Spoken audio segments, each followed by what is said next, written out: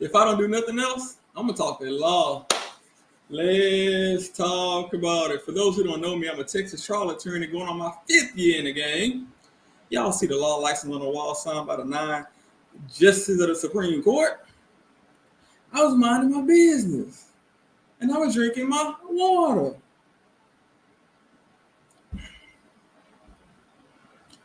And I decided to jump on for a few minutes because of the secret transcript. Everybody sent it to me. Thank y'all so much for sending it to me. Hello, thank you for joining. Everybody sent it to me. So I said, let me get online so they can at least know that I got it. I was going to Dear Woke Christian's channel, but by the time he got my email, he just emailed me back. He's like, I just got this. So like, it's no big deal. Hopefully y'all already seen it or y'all went through the other channels and y'all read it, because I'm not finna read 56 pages. I can't do that. But I read it myself. I also listened in on Dear Woke Christian channel. I listened to some of the transcript as they were reading it. Y'all should check out that channel, by the way. And oh, hello, y'all. So, oh, hello. We're back. Thank all of y'all who sent me the transcript by email. My email was going crazy. I'm like, I got it. We appreciate it because she said, laugh a lot, right? They did it like school. Cute. See, I searched the whole transcript. I read it. I listened to it. Other people read it. And I did like a word search in the document. And I did not find any words. I didn't find the word kill. I didn't find the word nut. I didn't find the word Donovan. I didn't find the word Tommy. So that was, interesting right there. I did see in the transcript, it looked like Hilton essentially told Woody that she would not prosecute him for lying. Oh yeah, no problem. But it wasn't as forceful as most people thought. How I see he did say I did all the crime. Now, right. Now, when he say I did all the crimes, that's evidence that Young Thug's lawyers need to know. Because that's the first question I'm gonna ask if I want a defense. Isn't it true you told the prosecutors that you, Kenneth Copeland, you did all the crimes? Not Jeffrey Williams. Not all the other co-defendants, but it was you. And if Woody says yes, I mean, that's case closed. Time to go. Start wrapping up the extension cord. Wait a minute. What did we backtrack? What happened?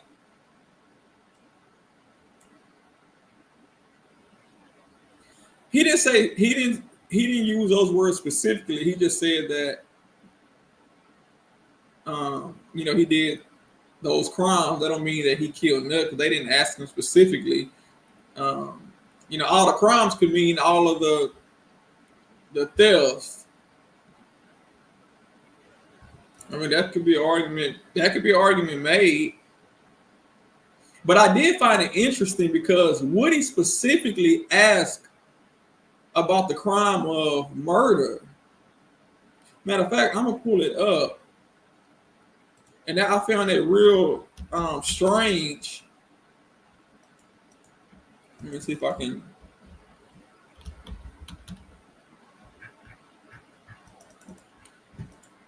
Yeah, he asked specifically, could he be prosecuted for that crime? That don't mean that he.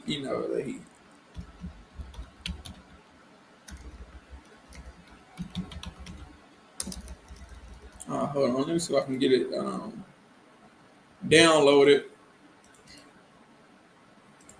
so we can open it up.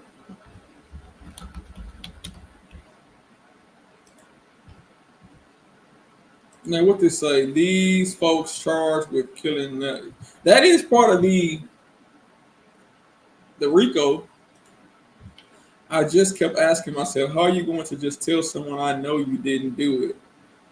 she was like, I don't believe it. Refused to take his truth because they didn't put all this on the other. Yeah, I found that strange that D.A. Hilton said, I know you didn't do it. Like, how you know that, Hilton? Were you there? So yeah, that was a strange thing for for her to say.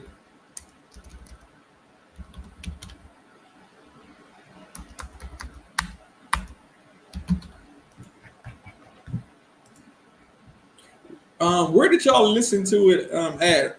Did y'all hear like the whole thing or listen to the whole transcript? I'm trying to find a part where he said specifically about murder.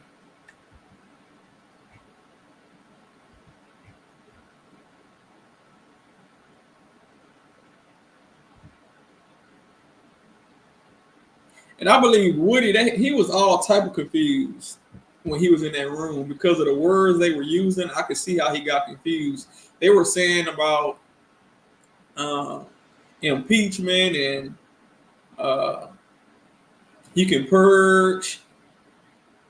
And I mean, he was like, wait, what does that mean? Purge. What does that mean? Impeach me. Miss Love is a manipulator and a sneak and a liar. She should be removed. He didn't. I did AB, but Megan is going through it now. Yeah, they double talk. Yeah, it didn't sound like he knew at all. But I will say, it seems Kayla was trying to protect the interest of Woody. A lot of the questions she asked was, could Woody be prosecuted for certain things?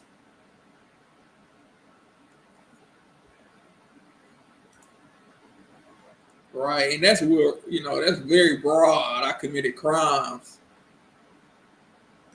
All right, shout out to AB. What did y'all find that stood out the most from the transcript?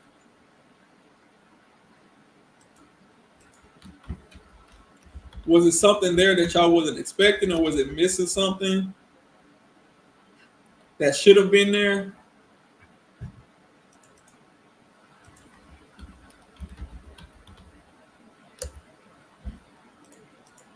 Let's see.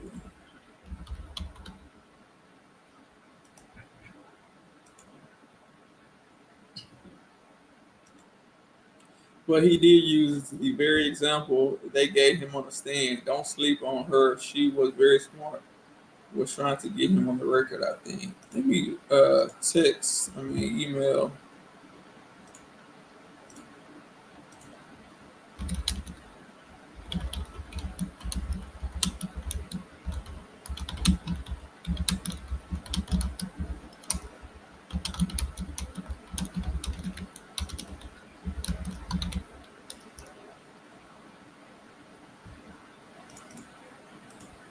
Yeah.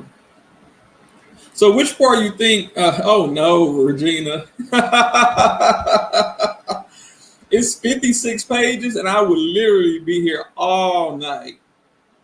It would take hours for one person to get through all those different characters. But I believe it was several people that read it already.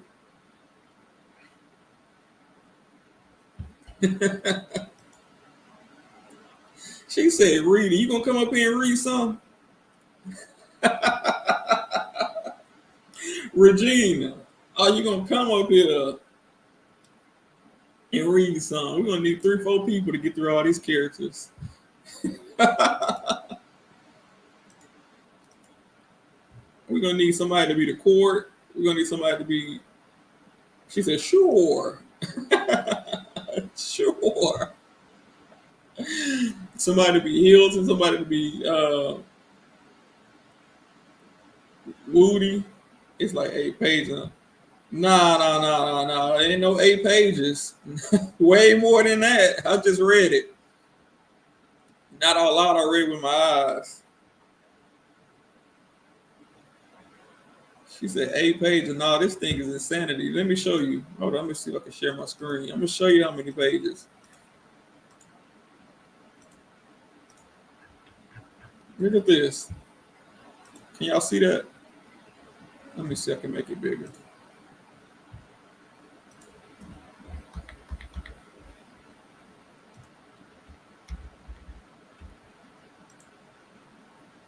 Look at all these pages over here. That's way more than 8.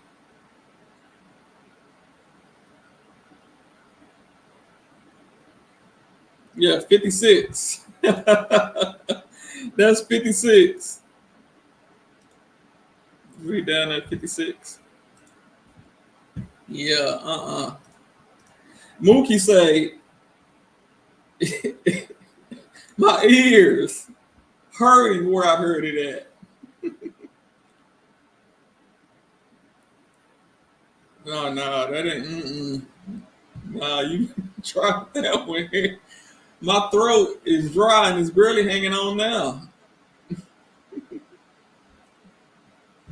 She said, hey, y'all been in the bushes the entire time. Had to drive to Chicago and back. The guy did really well up there with you today. Oh, yeah, thank you. He really did. And actually, I'm going to see if he want to jump back on real quick just to summarize what we read.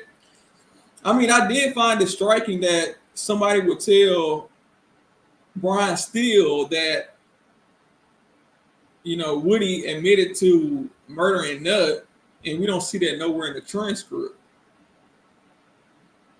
I mean, that's kind of strange.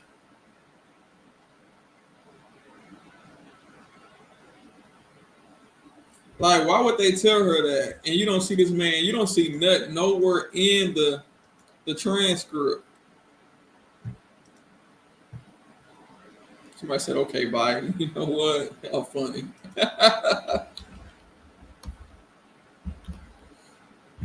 I'm trying to open it in a browser where I can actually search. Where I can actually search keywords. And that means it'll be easier for us all to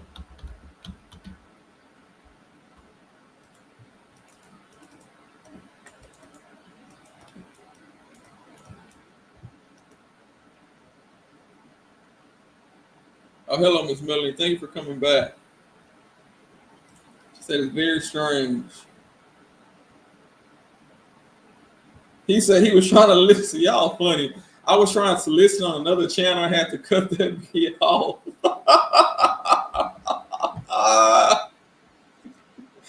Yo, who was? Oh my! You know what? I ain't even gonna do that. He said he was listening on another channel. He had to cut it off. Mookie said his ears was hurting.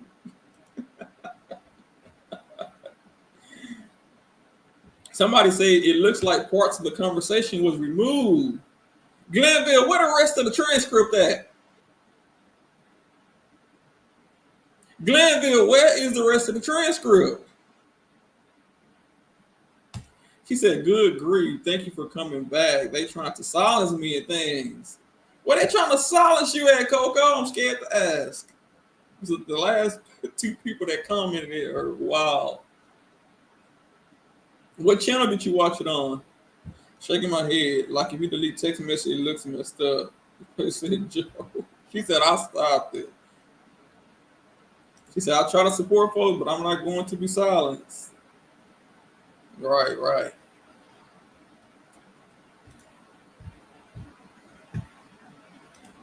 So, Coco, what did you think about the transcript? What stood out to you? Was there something you wasn't expecting, or was there something missing?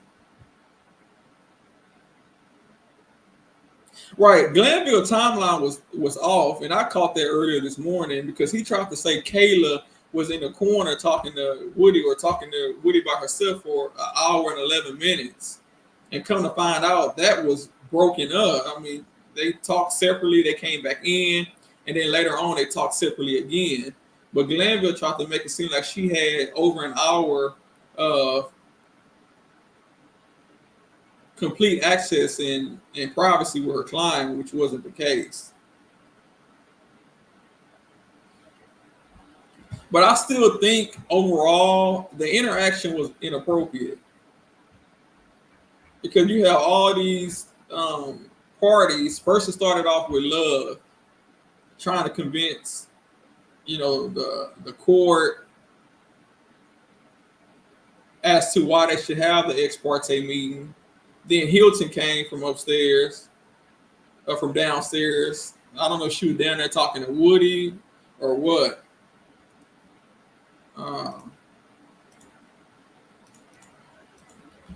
But she came and she started, telling him, and it was crazy because the reason they wanted this testimony, I dropped the link, Mr. Michael. The reason they wanted this testimony is because they wanted to pressure Woody at a time he was most vulnerable. They knew that his daughter's birthday was coming up. They knew that his dog was getting ready to have puppies. Ain't this crazy? And Woody's like, how you know that? How you know my dog finna have puppies? And she tried to play it off and said, you told me. He was like, oh, what else did they know?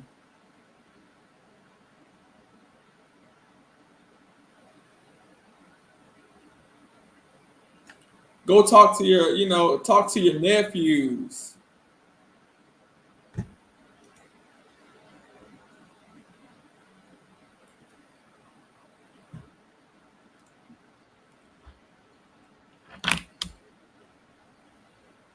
Can you hear me? Yes, sir. Okay, how's it going? Pretty good. Yeah, thank you for coming back. No problem. Did you get a chance to review or listen to the whole entire transcript? Yes, I did. So what stood out to you? The main thing that stood out to me was the fact that they gave him immunity without him asking for it. That surprised me. Is that common? I'm just not familiar with too many situations like that.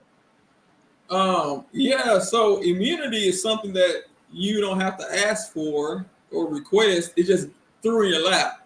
Yeah. Whether you want it or not, we're going to give it to you. And that's something that the government is allowed to do. Whether you want to or not, you say, I don't want immunity. It doesn't matter. You still get it.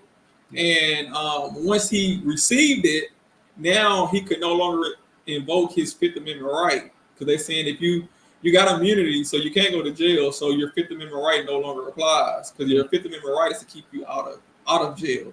But you don't have any risk of going to jail, so now you have to testify. And the judge signed an order saying, okay, now you have immunity. And it was even revealed that I don't believe his lawyer was too much in tune with what the statute for immunity was. At least that's what I read in the transcript. Yeah. That his lawyer told the prosecutor he wasn't familiar with the statute for immunity. I mean, it didn't like to take that long to look up and read. But I just found that it was just strange that he didn't want immunity. They gave it to him, and they pretty much deboed him. Yeah. Into testifying. Yeah. Is there any other part that stood out a lot? Well, the fact that Miss Hilton was talking to him outside the presence of his attorney. The fact that she knew he had Mr. Melnick and she still wanted to continue to talk to him. And so Miss Bumpus, the fact that she was concerned that they don't know what he said to the state, to Miss Hilton or Miss Love, and the fact that they couldn't provide a record of it. And I know Mr. Steele raised that at one point during the trial that why aren't these conversations being recorded? Right. And so they're having all this ex parte communication with Lil Woody without any kind of consultation. He just basically running his mouth, not knowing what could help him or hurt him while he's doing that to them. And I don't think that was fair. They should at least got him a public defender in the meantime, knowing he don't know the law as well as he should. Right. And it seems to me Kayla was, asking the right questions as far as how much exposure is her client facing if he was to do X, Y, and Z. Mm-hmm. And they kind of went through. Here, I'm in the right place. Yeah, they kind of went through what the exposure was. Let me see some right quick. Well, the fact that she said that it was only 4 years for the state, 5 years for federal, those are on, not necessarily major felonies. Those are on, basic felonies, not necessarily major felonies, because the statute of limitation on murder or something even more severe is much longer than that. It's a lifetime, basically. Right. Yeah, because Miss Hilton claimed over the weekend she was able to study the statutes and she wanted to make sure that she had all her bases covered. Right. So my thing is, was she at that point trying to advise Woody as the prosecutor for the state? No, Miss Bumpers was at that point with her, and she was telling Miss Bumpers, "Hey, I looked over this, so Woody, you're good." Right, but it was more so Miss D.A. Hilton Yeah, that that's what was. Hilton. Yeah, I'm sorry, Yeah, Hilton. no, Yeah, yeah, it was Hilton that was really telling him like, "Hey, I looked up the law for federal, and the statute of limitations yeah, is 5 years for federal and 4 years for state, yeah. and we can't come after you." So I'm like, okay, it's almost as if she's advising Woody, and she's a prosecutor for the state instead of his own lawyer.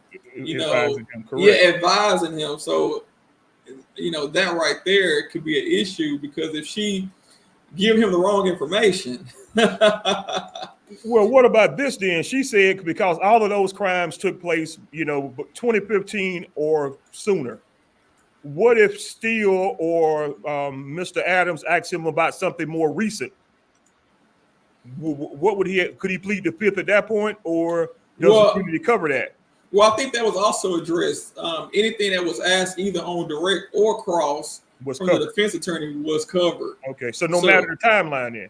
Right, he'll be shielded. Okay. Even if they try to come and ask him some questions, because Hilton pointed out they may know more stuff about him because they ran with him. Yeah, exactly. Yeah. So they lawyers would know the right questions to ask. Yeah. And what Hilton was saying, we're so desperate that we need your testimony that we would not even prosecute you no matter what's asked on the stand. Somebody said Woody's live. Let me see. Is Woody's live right now? He got music playing. If he got music playing, I'm gonna have to see if we can mute him. Let me see. Somebody said, let me see if we can pull up Woody's live. This is the last thing Woody need to be doing, to be honest with you. Oh, Wood. No extra attention. Right. Oh, he didn't went off live. Good. Yeah, he didn't went out. Woody, we don't need you on any social media whatsoever, brother. We don't need, right. Woody, duck, buddy, duck. Stay out of trouble. Blue Sky said this case has run its course. Due process is not in effect for this trial. Wow.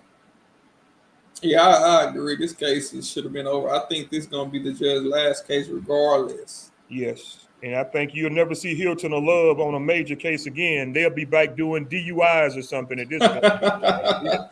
Right. I don't know if she can trust them anymore. Yeah. I've been put out. Oh, she said she was put out. I've been put out of bed, or the room wasn't giving what it's supposed to give and things. Mookie, this too fresh off the press to be silencing folks. So you saying the other people, oh, okay, it be the mods. They blocking people traction when I take my life back and everything. Oh, so to see the mods.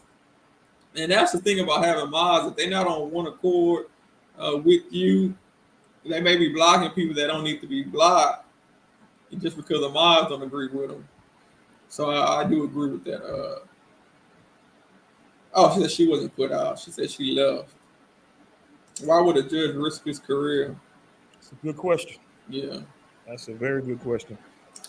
I mean, just probably human nature. Humans have done more with less. Yeah, that's true. They didn't kill people over some small change. They didn't risk more than that behind a woman, a man.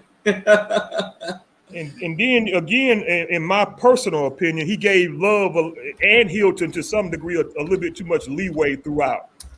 And right. So they didn't know how to rein themselves in. They kept pushing the envelope. We can do this. We can do that.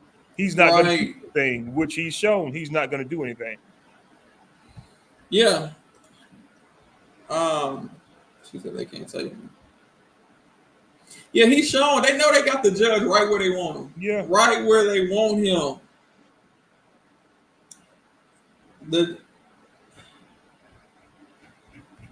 But it was a lot of stuff in the transcript. Let me see. I'm gonna pull it up. We don't gotta read it. I'm just gonna skim through it. We're not gonna read it. It's already been read.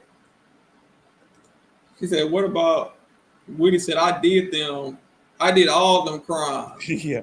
Now, but think about when Woody first came into the room where he say, I've been lying. This probably won't be the first time I ever told the truth.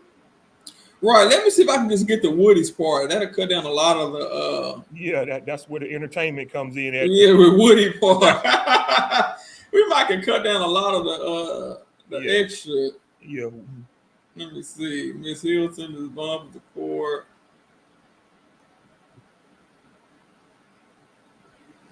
I gotta go back and find. Oh, Mr. Cole. Okay, so I need to find when they start saying Mr. Copeland. He started off saying he couldn't hear. Yeah, the judge showed me need a hearing aid too. It's coming. That's right. They are funny. The judge said, I need my own hearing aid. Well, that's something new we didn't know. That is crazy. Was that what he was trying to protect? It was not that deep. Yeah. Is that what took him all day to release the transcript? You had to hear it first. Right. Oh, man, let me see.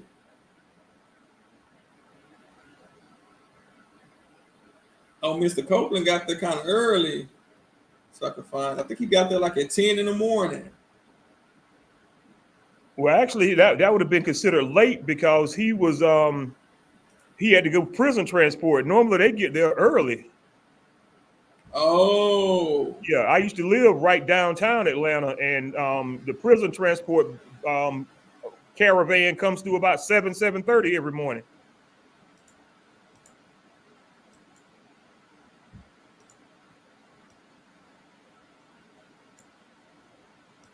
She said, where did I find it? It was sent to me by a few different people. Of course, Tia sent it first. Tia, she be on it quick. Who else? Keisha Riley. Oh, not Keisha. Hopefully oh, never mind. That may be somebody else. Oh, Yvette Daniel. The honorable Yvette. Keisha. Thank y'all so much for sending. Okay, so we got when Woody walked in the room. Can y'all see this? I don't have to make it bigger. No, I can see it. Let's see. How about that? Perfect. So when Woody got there, it was Judge Glanville, D.A. Hilton, Caleb Bumpers, the court reporter Christina Weaver, investigators Antonio Long, Rashid Hamilton, Deputy Houston, Deputy McPherson, Sergeant Brown, Sergeant Hall, all of that. And Woody say, Mr. Copeland, can you let him know I got a hearing problem? He coming in there on it. Yeah. And Kayla, his attorney, okay, he said, he is hard of hearing. And the court say, that makes two of us. This is Judge Glanville. I got a hearing aid that's coming on the 27th of January. Yeah. I mean of June. So he ought to got it by now, right? Yeah. Where we at, July 1? Yeah, he got it now, yeah. He got it now. So I'll try and talk loud. Is it okay if I... And then Woody say he can read lips. Shout out to the Woodster. Right. Somebody said that explains why he only hears the prosecution, right? He only can hear out his good ear. Yeah. That's the side they on. Yeah. Wow. And I'm just gonna kind of like skim through it. I mean, we all kind of read this. It told him good morning. And the court said, all right, I just wanted to bring you over and let you talk with Ms. Bumpers and see if there's anything that you need to ask of your counsel or D.A. Hilton or the state or the court before we bring you out this morning, because we would like to hear your testimony. And that is kind of where we are at this point in time. So is there anything you want to ask? This is what the judge saying to Woody. Mm-hmm. And Woody say, well, I want to speak to you personally that I have never been truthful a day in my life. Wow. Until I just made this statement right now. I don't comprehend none of this stuff that's going on. So he said, I've never been truthful a day in my life until just now when I said that. Oh, man. The court. Okay, well, the only thing you can give is truthful testimony. I mean, whatever you know is whatever you know. I mean, that's it. and DA Hilton. And that's what we'll say. And Mr. Copeland and I, we talked about this. I'm not sure what your concerns are, what concerns that you expressed to Mr. Melnick last week. But if any of your concerns deal with being locked up for anything, you can. Like, there's nothing that can happen. The feds and Ms. Bumpers jumped in. Ms. Bumper said, "Well, that's not." And Ms. Hilton said, "It is true." Ms. Bumper like, "No, I said that's not his concern." Ms. Hilton say, "If his concern is safety, we need to know that. Like, that's not expressed, so we don't know what the concern is, so that can try to resolve the concern." So I will stop right there because the judge tried to say that his concern was safety. Yeah. But Ms. Hilton said if that's his concern, we need to know that, like, that's not expressed. So at this point in time, Ms. Hilton, safety has not been raised. No, and that wasn't the call for the meeting in itself then. That's what he said the meeting was initially about, was what is safety. Right. So if that, that kind of disproves that right there off the gate. And then Kayla, Ms. Hilton continues, "This is what I'm saying. Mr. Copeland and I have had conversations before." What y'all talking about? You talking with a witness that's represented with a lawyer. Yeah. I understand some of his concerns is potentially criminal liability, hence why we gave you immunity. The federal statute of limitations done. The statute of limitations done. So there is nothing, like, I researched it this weekend again. Both those statute of limitations for what you and I talked about, which is in 2015 or before, done. You cannot be prosecuted for anything you testify, federally or statewide. Immunity, period. So if that is the concern, there is none, because you cannot be prosecuted. The federal statute of limitations is 5 years. So anything in 2015, 5 years would have been in 2020. Anything statewide is 4 years. It would have been 2019. Finished. She said, "Your next concern, what may happen in the street?" We have talked about what we can do as far as living and all of that. We had those conversations. So I'm trying to express to you, we do not want you locked up. I don't know how many times I got to tell you that. I got to tell that to you, what I got to say to you. We do not want you sitting in the cow or whenever. So he wasn't in Fulton or whenever they got you because of this. So he wasn't. I thought he was in Fulton County. So I guess they had him in a different jail. Yeah, that's what she's saying. I'm not sure why she said that, but yeah, that's what she's saying. I know you wanted to talk to me on Friday before you walked into court. We weren't able to talk. If you still want to talk with or without Miss Bumpers, I'm here. Wait, what? Miss Hilton is telling Woody, if you want to talk with or without your lawyer, I'm here. But we do not want you in custody. You will not. This order, I don't know if you kept your copy of the order, but this order says you are immune from prosecution. Any of it. Literally, Judge, you might want to close your ears. Hilton is telling the judge, you might want to close your ears if you confess to a murder on the stand. If we don't have any other independent evidence outside of what you say on the stand, you are immune from prosecution from what you say in court. And that's the issue for me. Yeah. If he admits to murder, she's saying that we can't prosecute you unless it's evidence outside of what you say. So she's not saying we can't prosecute you no matter what. We only can't prosecute you for what you say on the stand. Right. So again, this is Hilton continue. So again, I don't know what was communicated to you on Friday. I have no idea. But what the state has assured you, which I have assured you in our private conversations without your lawyer, with Mr. Long, as I'm saying in front of Ms. Bumpers, as I told you, that is what this order says.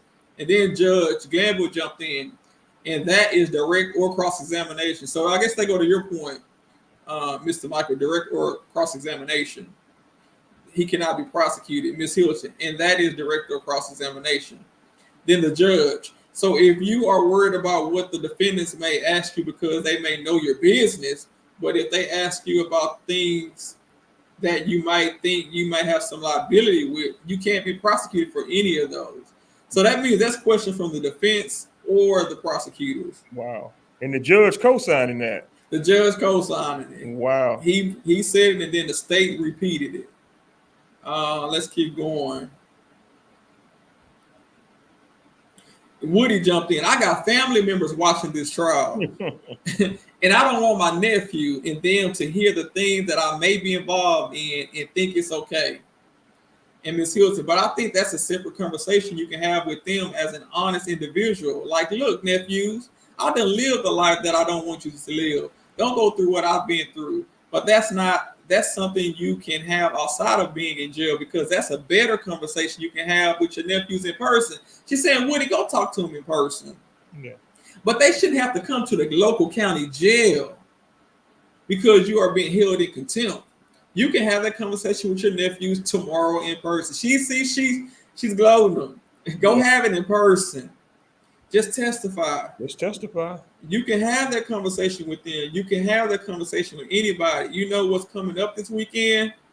Why are we in jail? What are we doing? That's some street talk. Why are we in jail? What are we doing?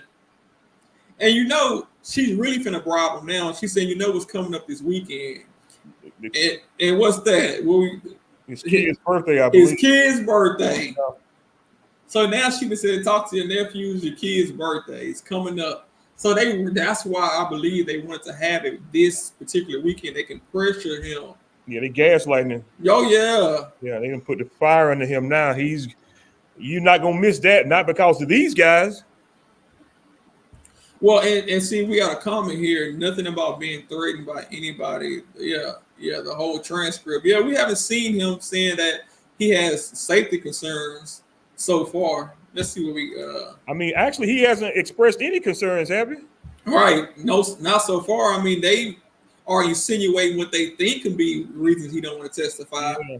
But I don't think he actually said this is why I'm not testifying. I haven't seen that yet.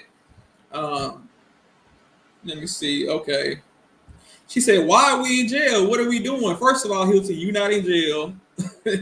Is Woody in jail, not you, DA? And then Copeland, but y'all did this intentionally. That's right, Woody, tell her. And Hilton said, no, we did not. You and I had this conversation, Mr. Copeland, on Friday morning. Why? Mr. Copeland said, you knew my child's birthday was next weekend. Or next week.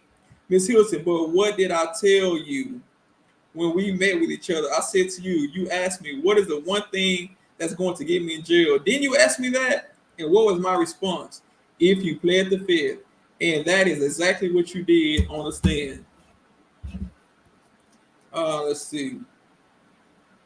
But what did I tell you? Okay. Oh, yeah. Okay. Yeah, there you go. Mr. Copeland. But what did I tell you before I got to that point? I told you the whole time, Tuesday, Wednesday, Thursday, Miss Hilton. But I told you we were giving you immunity. Mr. Copeland, that I was pleading the fifth. Miss Hilton, no, you did not. Mr. Copeland, I told you every day I was pleading the fifth. Miss Hilton, no, you did not. And we told you. Mr. Copeland, I told you my concern. Miss Hilton, and we said we could give you immunity. We could give you immunity. We could give you immunity. That's the big difference right there. Right. Because he doesn't have it yet. He don't have it yet. And they doing all this talking and meeting up with him. Yeah. He said, you said your concern, this is Ms. Hilton, you said your concern is what they know about you. And when you said that, I said, well, you know stuff about them. And then I said, whatever your concerns are, we can give you immunity. And Woody said, so I didn't tell you I lied on them to get myself out of the situation. Wow. Now that's a big deal. Yeah. And that's why Young Thug, lawyer, Brian Steele, and all the other attorneys need this. So I didn't tell you that I lied on them to get myself out of the situation. Because when they have this transcript, now they can cross-examine Woody when it's their turn to question Woody. Yeah. They can say, Woody, isn't it true in this transcript you said this? And if Woody, right, and Woody denied or whatever the case may be, they can pull out the transcript and impeach him. Yeah. So this is why they want that. They want this evidence. Let me see. Okay. You said you were a liar. Oh yeah, thank you, Ms. Hilton. You said you were a liar. That's what you said. You said you were a liar, Ms. Bumpers. Miss Kayla say, was this recorded? Ms. Hilton, no. Right. Ms. Bumpers, and did he ever say that Melnick was his attorney? Ms. Hilton, no. This week when we first met you in the car on Friday, they got him in the car talking to him on Friday. We asked you, is Mr. Melnick your attorney? You said he's not my attorney. I haven't even talked to him. And guess what Woody tell her? Mr. Copeland, no, I never said he's not my attorney. I said I haven't talked to him. And Ms. Hilton said, you said he's not your attorney. You haven't talked to him. Then we continue to have a conversation. At no point did you ever say to us, hey, I want Mr. Melnick here. Hey. Yeah, if she would have recorded this, like Steele suggested, they wouldn't have this conflict. They wouldn't have this conflict. Right. Yeah, they wouldn't have this conflict at all. Wow. Okay, Mr. Copeland, you didn't make me feel like I needed him. See, that's the issue right there. Woody saying, you didn't make me feel like I needed my attorney when I was talking to you in the backseat of a car on Friday. Ms. Hill said, but if you needed him, we would have said. If you would have needed Mr. Melnick, we would have said to you, okay, just call him. That's strange. Yeah. The prosecutors are telling Woody, if we thought you needed your lawyer, we would have told you you needed him. Mm. And the prosecutors are not your friend. Yeah. So obviously, right, they're not going to tell you, hey, you need your lawyer. Yeah. Now, Steele raised this question with Love and actually had to have a hearing on it where she inserted herself into the investigation so much that she all of a sudden became a witness to the conversation. And so could he raise this same issue in this case? Oh, I didn't even. Hilton could become a witness? Potentially, because she's speaking with him. And that's the issue, because she tried to say, didn't you tell me? Yeah, that's what happened. She was asking questions, and Steele was like, no, you can't do that because we can't question you under oath to verify that he told you that, D.A. Hilton. If you're going to be a lawyer on this case, you cannot say, did he tell you that? Yeah. You can't be a lawyer in the witness. Yeah, now, that's what happened with Love. That's exactly what happened with her. Right. Now, if it's somebody else in the car, didn't you tell my investigator that? Yeah. Then that's more appropriate, because as defense attorneys, I can call in the investigator and question him. Mm-hmm. But I can't call in D.A. Hilton because she's the actual prosecutor. I'm going to bring up Miss Yvette. Oh, hey, hello. Hey, Michael Daniels with an S. Yes, ma'am. Miss Yvette without the S. Right, Daniel and Daniels. Come on here. So I just want to say this first of all before you keep reading this thing. Yes, it's so great.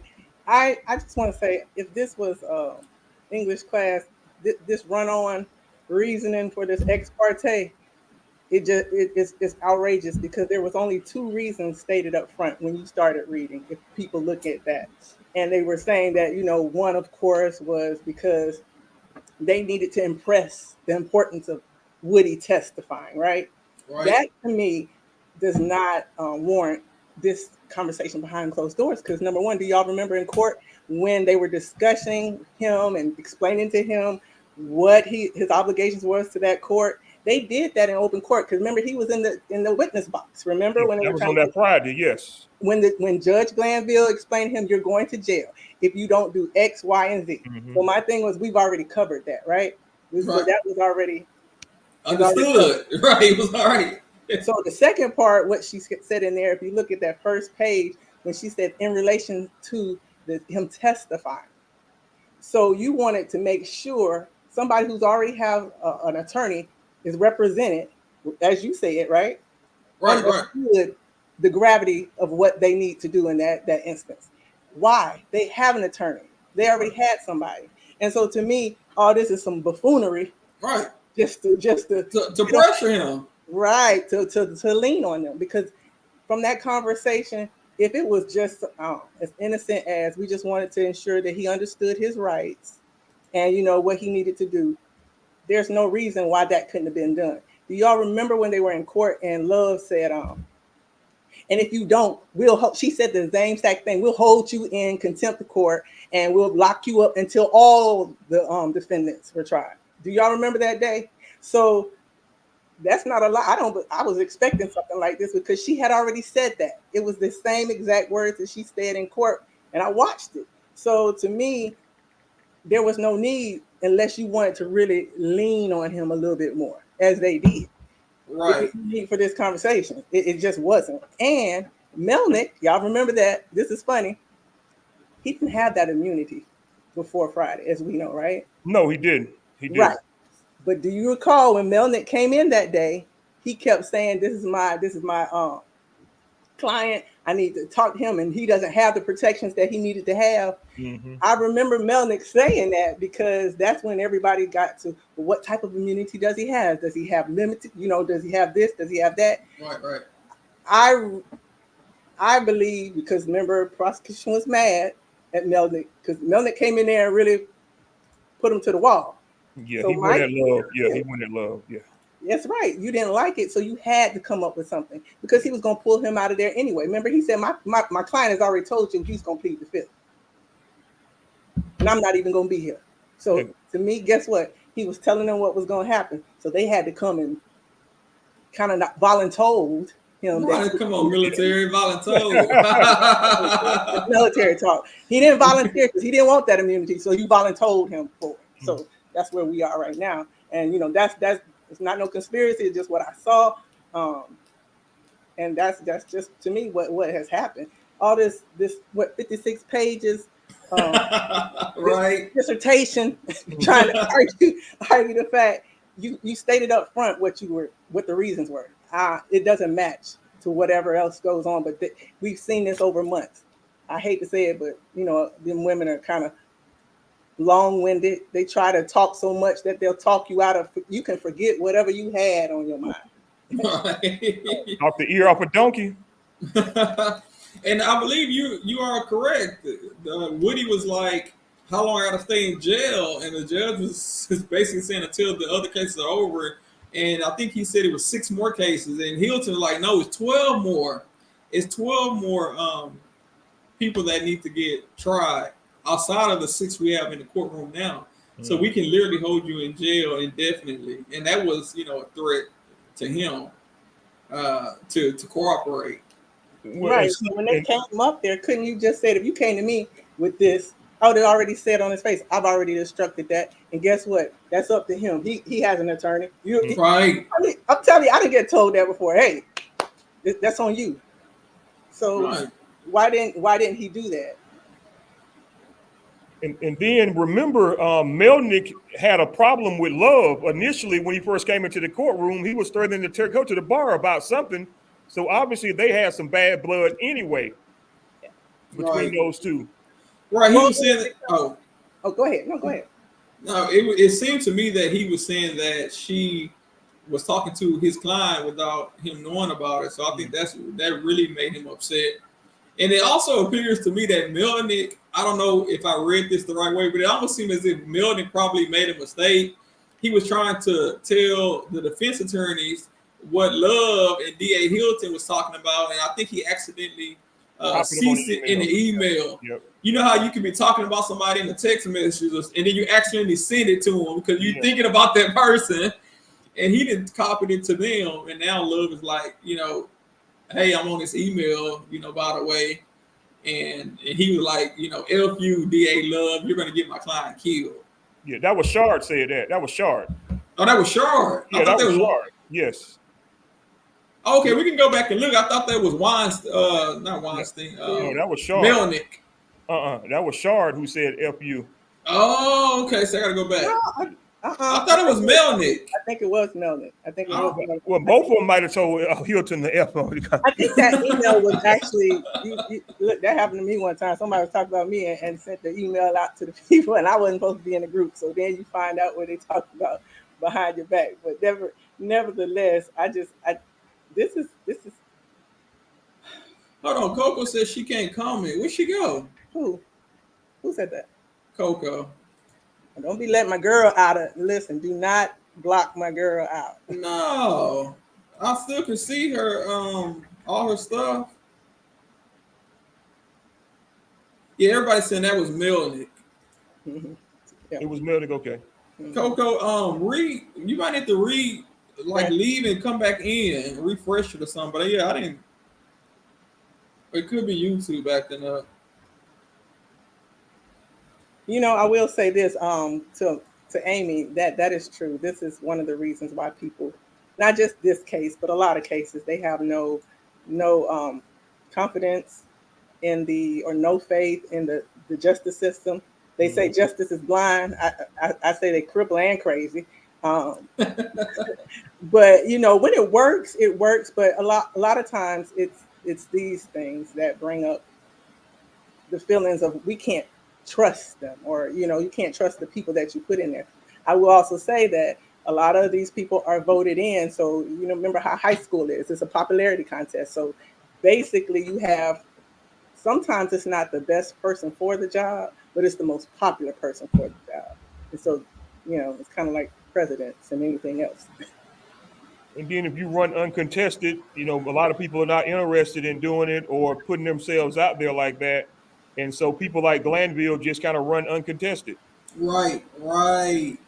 And Well, okay. on the ballot, to be honest with you, a lot of times, being elected, a lot of times people do not even worry about that part, because let me just tell you something. If you don't do anything else, start paying attention. Superior Court is one of, especially, I'm just going to talk to my African American people for a second. Superior Court is one of the biggest, most important things for you, because 9 times out of 10, you may get a divorce. You may have to go for child support or custody. Am I correct now? Am I talking that talk law? So these are the people who are going to be weighing in on those decisions. Now, oftentimes, a lot of those people are, and I'm not bashing them at all by any means. A lot of those judges come from a home, as I like to call that lily white picket fence thing. So when you go to court, they don't understand divorce. They don't understand child support issues. So they're just looking like, oh, this is an angry black woman. I'm just giving you an example. You in here arguing for this, this, and this. So that's already against you, because they don't understand the dynamics of what this broken home, broken caste system looks like for us. And so those are the people, though, we vote in to say you're going to make the decision on that. So I'm just saying, be very aware of it, because you never know when you're going to find yourself in these courts in front of these people. Right. So the local elections are very important.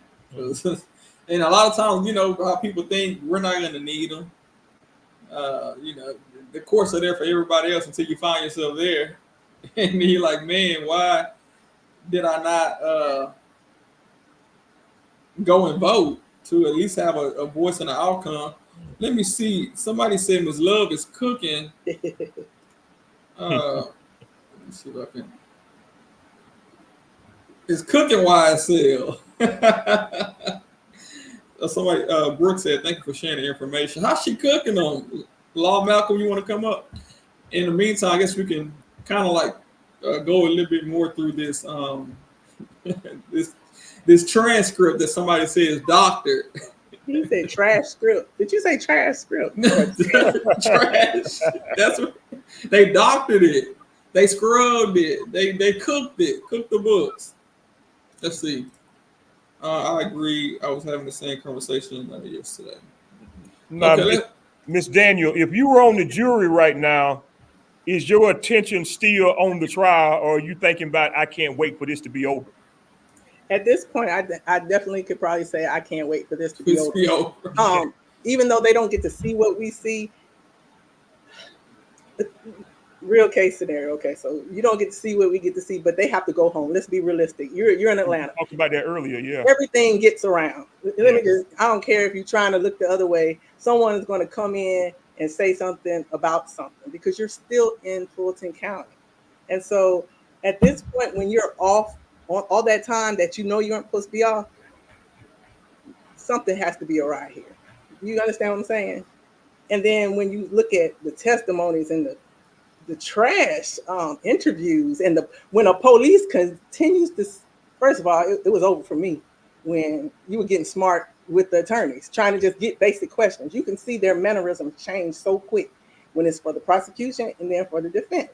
But when Gaither was on there, I was just like, at a certain point, I'm going to tell you, people have said, I didn't even care if the man was guilty or innocent. I didn't like this person and the way they were acting. So just let them get off, because you know what I'm saying? This person did this, this, and this. No reports, no records. That's the gang expert. She's supposed to have been the gang expert and didn't keep any notes. Or the ping guy with the towers. Yeah. But remember now, the pinging is not accurate when we had the trial with the hearing, rather, with on Judge McAfee.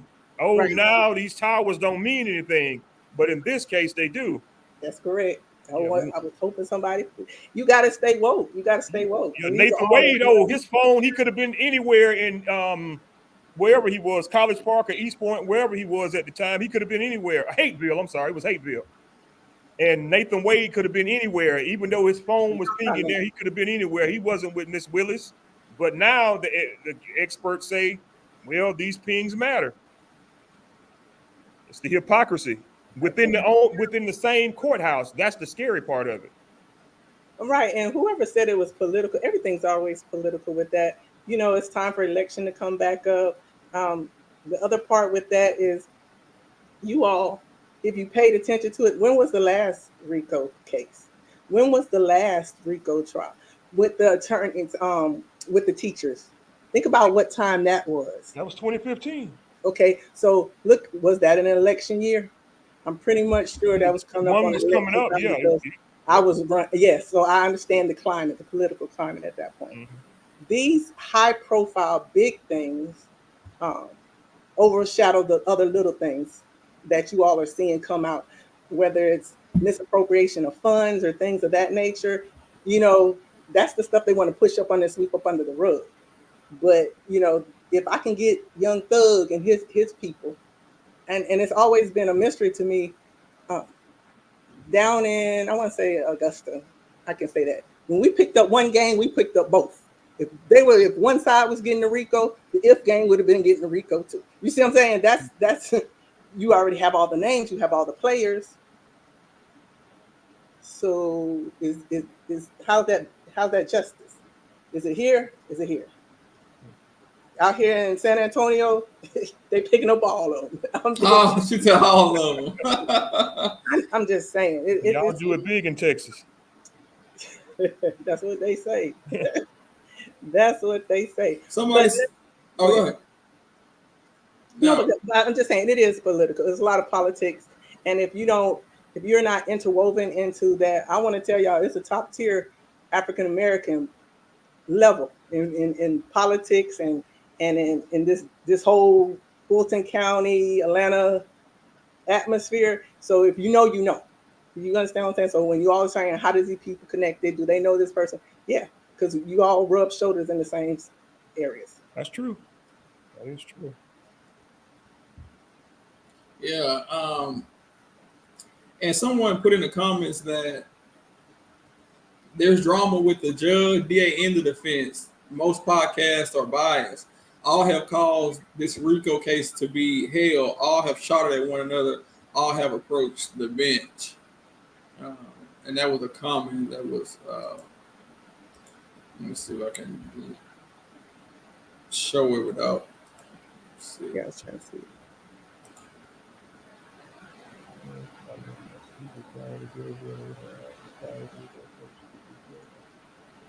So was he saying that the podcasts are biased? Yeah, most of them are. But I don't know if he's conflating the issues. Though. We're not talking about them doing regular lawyer stuff. It's going to be contested arguments as far as heated battle, approaching the bench. Can I approach the bench? It's going to be all of that. That's normal stuff in the course of lawyering. That's nothing unusual about that. The only thing that's really unusual is what we're reading right here in this transcript. Yeah, and if you saw that trial up in Massachusetts with the lady who's allegedly killed the police officer, that courtroom was crowded and everybody behaved. I mean, you had 300 people in the gallery. The prosecutor and the DA and the judge all behaved. No problem. He said I was saying point the finger at all. Yeah. Go ahead. Yeah, if you don't mind. Well, I'll just say that I understand that. Let me just give you this take on podcasts. And like I said, I'm not coming from a place that I haven't had one before. I will say this. Every podcast out here today gives way or a pathway to just like your news reports or your news reporter. Everybody's coming from a different perspective. And so that's why, to be quite honest, you may want to visit one podcast versus the other. I don't watch, I might not watch CNN because they might slant it to Trump, or I might say, I don't want to watch this when Obama was there. What I'm saying is that there's something for everybody, but if you're very smart, you'll collectively look all the way around and look at and take glimpses and glean things from each each thing that are based on facts and not, what did I say all the time? Feelings aren't facts, right? That's how it is. And so if we're looking at this transcript, or if we're looking at something and interpreting it to be such because of what's in black and white, that's different than being prejudiced. And that's different than saying someone is biased. So I hope that that's kind of clear. I hope y'all see what I'm getting at for that is concerned. But I think, to be honest with you, and Kayla even said, here he kind of just comes out with it, lets you be part of the process. There are a lot of podcasts that don't let you be part of the process. They're going to cuss you out. They may say, so what, kick rocks or whatever. But here, it's an inclusive environment. And I don't think I've ever heard him be biased. Thank you. And hey, you're more than welcome to come up. I think we asked you this the last time we were live, about an hour or two ago. If you want to come up, he said, I think podcast should be more positive. They acting like Glanville. Okay. Yeah. I can't see the rest of it. What did he say? Oh, okay. Well, you know what? Like, for me, all I can say is this. Now, I don't know if you were here the other day. I don't like drama. I don't do drama. At this point in my life, I've elevated myself to be, I have to just carry myself in a different manner. So that if there's other women looking up to me, because I know what I pour into people, it's necessary, but it's important. So I don't want to pour junk into anybody. So my thing is, and being from law enforcement and having the background that I have, I've told you all the time, it's black or white. I look at things factual, and then I take my feelings out of it. Did he do this? Did it check this box? Did it check that box? Did it pass the litmus test? I don't care about the details. The devil is in the details. What it is, though, is right now, was it, as the law outlines, was it permissible or should have been questionable? And I think that's where we get, into trouble sometimes. Yeah, I agree. And with this case, you've seen the prosecution make so many mistakes, you have no other choice but to call them out at this point. Now, if the defense gets on here and does the same thing, if they make it back to trial, then we have an obligation to call them out as well. But this right here has been blatant prosecutorial and judicial misconduct across the board. I mean, it's like anybody can see it, no matter what side you're on. Even another prosecutor can't go along with this behavior. Get them, Joe. They are not playing down here in Texas. I agree with you. They just executed somebody the other night. I was like, yeah, they still ain't playing with them down here. Yeah, that's Texas for you. Let's see if we can push through just a few more pages. And feel free if y'all want to go up and down and y'all got stuff to do. Y'all more than welcome to. I don't want y'all to think I'm holding you hostage. I'm just gonna read through a little bit more of this. So we had Miss Hilton telling Woody that he didn't need his lawyer. She said, if you would have needed him, we would have told you. And Hilton goes on to say, so can y'all see this? Mm-hmm. Okay. So I mean that is our position. We don't want you in jail. We just want you to be able to purge yourself by testifying. Whatever your truth is what your truth is, but you have just got to answer the questions. We believe that whatever your truth is what your truth is. We know what you said.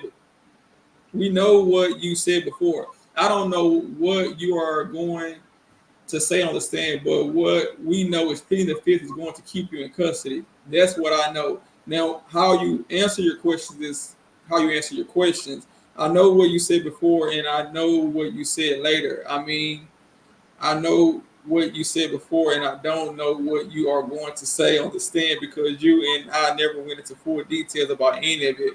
But what I don't want is you to be sitting here in custody. And Woody say, you did it. What you talking about? He said, you the one that put me here. And she said, I did not do it. You did it by pleading the fifth. And Woody said, you told me before you went to the judge with whatever the thing called you went to him with, you told me that I can't, when I'm asked a question, I can say I don't recall or I don't know. You told me that if I plead the fifth, I mean something. Why would I plead the fifth to something I ain't do? And I said that you don't know what I did and what I ain't do. And then you was like something. And then y'all asked for this immunity, and I was like, it was something. And then on Friday, Thursday or Friday came, and then y'all go tell me, oh, we went to the judge with this, so you gotta testify. And if you don't testify, the judge gonna lock you up. And DA Hilton said, right, but that was based upon what you and Woody said. But I told y'all that, and Hilton said, no, you didn't. Woody said, you said, why would I plead the fifth to something I didn't do? And I said, you don't know what happened, Miss Hilton. And I said, I don't know what happened. Only you know and them know, I said. But you never said, I am pleading the fifth. You said, what if I do this? What if I do this? What if I do this? And Woody said, I told you, I said, I'm going to plead the. You said, why would you plead the fifth to something that you know you didn't do?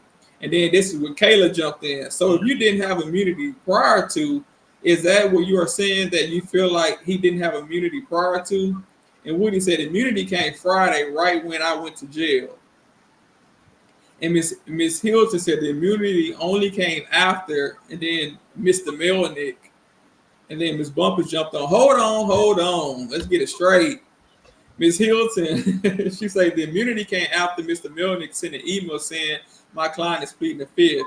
That was on Thursday evening at 6 o'clock. Miss Bumper said, okay. Miss Hilton said, so after that, what she say? Miss Bumper said, okay, Miss Hilton.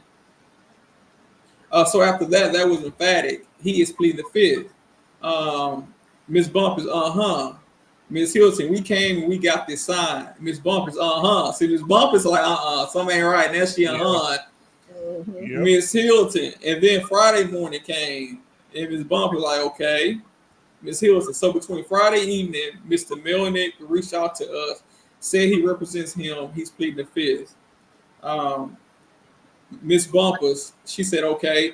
And when was the last time you talked to him before Melnick got involved? Miss Hilton, we talked to him earlier that day on Thursday. Miss Bumpers, okay. And then how did speaks inaudibly to Mr. Copeland? So she whispered to her client, Mr. Copeland. What did he say? He called me, Miss Bumpers. Okay, I was just trying to get a timeline. Miss Hilton, sure, right. So we have been talking since last Friday. So I met with Mr. Copeland last Friday, I think out in the neighborhood. So now she's meeting with him in the neighborhood. Then he came on Tuesday for court. We talked briefly on Tuesday, and then on Wednesday he came. And then Woody said no, Thursday. And Miss Hilton said no, I think he only came 2 days, so it had to be Wednesday and Thursday he came. It wasn't Tuesday, it was Wednesday and Thursday he came. And then on Thursday, once we left, is when Mr. Melnick reached out to us and said my client is pleading the fifth. At that point is when we went the next morning to get got the immunity motion. Y'all want to jump in? Y'all want me to keep going? No, I'm just thinking that so he didn't have immunity until that Friday that he was supposed to testify. Is that correct? Well, it seems as if she's trying to say he got it that Thursday evening, and after 6 p.m. after he after he already talked to him. Oh wow. Let me see, who was it? Because remember, the judge came in there and said they came to his office. And signed it, yeah. And then Hilton goes on to say, and then we spoke on Friday morning. I handed Woody this agreement and let him know that he has immunity and that anything he says we can't use. And then Mr. Melnick came and we had court. And then Kayla said, so you are pretty much saying you didn't ask for this. And Woody saying, I didn't. And Miss Hilton saying, but we gave it.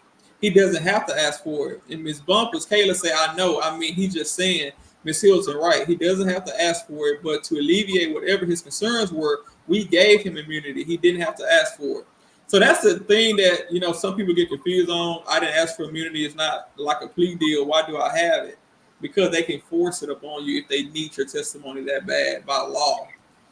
And that's what.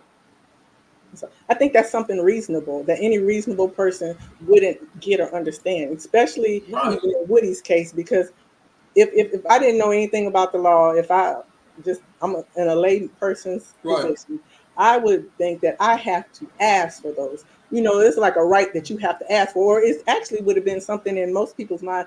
I have to go try to make a drug deal. Well, I don't want to say drug deal, plea deal to beg you to give me. You understand what I'm saying? So to me, that wouldn't have been, it's not unusual that he would say any of this stuff in this transcript. Right. It makes sense because most of us think that if we plead the Fifth immunity, what do you mean you can force me to testify when I plead the Fifth? What if I say something incriminating? Oh, it don't matter. We can't prosecute you for it. But to a normal person, or especially somebody that live their life in the streets like Woody, they don't trust that. Yeah. That you saying, oh, we can't prosecute you because this paper saying that, and then next thing you know, he's looking at all these indictments, a year or two from now. So I think that's what his concern was, and it was legitimate concern that Missy Beth just pointed out. Go ahead. And take Woody's situation, somebody who's been in trouble a lot and done stuff and had always tried to snitch his way out of it, but this time he doesn't have a case. He doesn't have a pending case or any kind of criminal complaint against him. And now all of a sudden they're offering him a get out of jail free card, but he hasn't done anything. So it could be a little confusing in that case. Right. Now, if he was in custody and they said, hey, if you testify for us, we let you out, that's easier for a normal person to understand. You give us this, we give you that. Yeah. But he's saying, I'm not facing any charges. I'm already free. So what do you mean you can lock me up? What do you mean like the opposite situation he's been in before. It's opposite. Right. Somebody said, don't get mad at Miss Love or Miss Hills. They just doing it the right way. Okay. Well, okay, right. Right. I agree. I'm not saying it's the wrong way, but I think if we're being forthcoming, I've seen attorneys come in and pull an inmate, whether it's with counsel, getting permission or without counsel, and going in there and say, hey, look, this is what we have. We have this deal for you. You're not charged with anything. And and explaining it, because if that had been done to me up front, then we wouldn't even be having, this right here. The right way would have been, if we're going to enter into any contractual dealings, to tell me what it is, because at the other time, on the other hand, that would mean them showing their hands to say, hey, we need you. We need your testimony. Right. So, I don't think it depending on how it was presented, which we know it wasn't prior to, that's just like him not being able to see the videos. Most of the time, the attorneys are going to allow you to look at your testimony like they let other people read over, like Gaither, and remember down here, we're going to give you the report. Read over it. How many times have I went to court and be like, familiarize yourself with this report. Read through it, because you're not going to be able to read from it, and coach the witness. So I see a lot of coaching going on here, to be honest. Yeah, it's a lot going on. And before I forget, I want to say thank you to Demetrius for sending me $10 on the Cash App. I definitely appreciate that. I didn't want that to go overlooked. But yeah, you're right. They were really just coaching, and they coaching everybody. The judge, isn't it right, Judge? The judge agreeing, he co-signing everything they said. This whole meeting is like a mess from the start. Yeah. Kayla should have got her client and got out of there. But I understood what she was doing, because her job was only for him to cure his contempt. Mm-hmm. And she wanted to get her client out of jail if he wanted to, so that made sense. She didn't want her client to be, what they call dry sitting in jail because he don't want to talk. Kayla wanted to get out. Did you see that? Kayla said I just want to get out. She was like, It went from Woody trying to get Woody situated to Judge, what I'm still doing here. Can I go? Because if he's going to testify, then, I'm free. And the judge was kind of like, you're stuck here. And she's like, what do you mean I'm stuck here? And it sounded like DA Love was trying to take up for Kayla, but at the same time, she wanted that testimony from Woody at any cost. And if that means Kayla had to stay an extra week or two, then that's what DA Love was going to do. Let's see. She said he didn't have to ask for the immunity. And Ms. Bumper say, so if he wouldn't have had this, I'm just saying this so he can understand it. I'm walking him through. Ms. Hilton, Ms. Bumpers, Kayla, would he still have to testify, or would he have been able to plead the fifth? That's what he's saying. And Ms. Hilton say, if he did not have immunity, Kayla said yes. Ms. Hilton said yes, he could plead the fifth. And Woody said, and then Kayla said, that's what he's trying to say. he's trying to say he didn't ask for this, and then Hilton say, but he doesn't have to ask for it. Now that we have given it to him because that's on us. So now that we have given it to him, it's in order. He can still choose if this is the role he wants to take, then he'll just have to stay in custody until the trial is over. And when we say the trial is over, every last defendant has been tried, not just these 6, the other ones too. Wow. And Woody said, I done did longer time. Woody called it their bluff. Woody said, I done did longer time. Y'all ain't saying nothing. He said, I done did this before.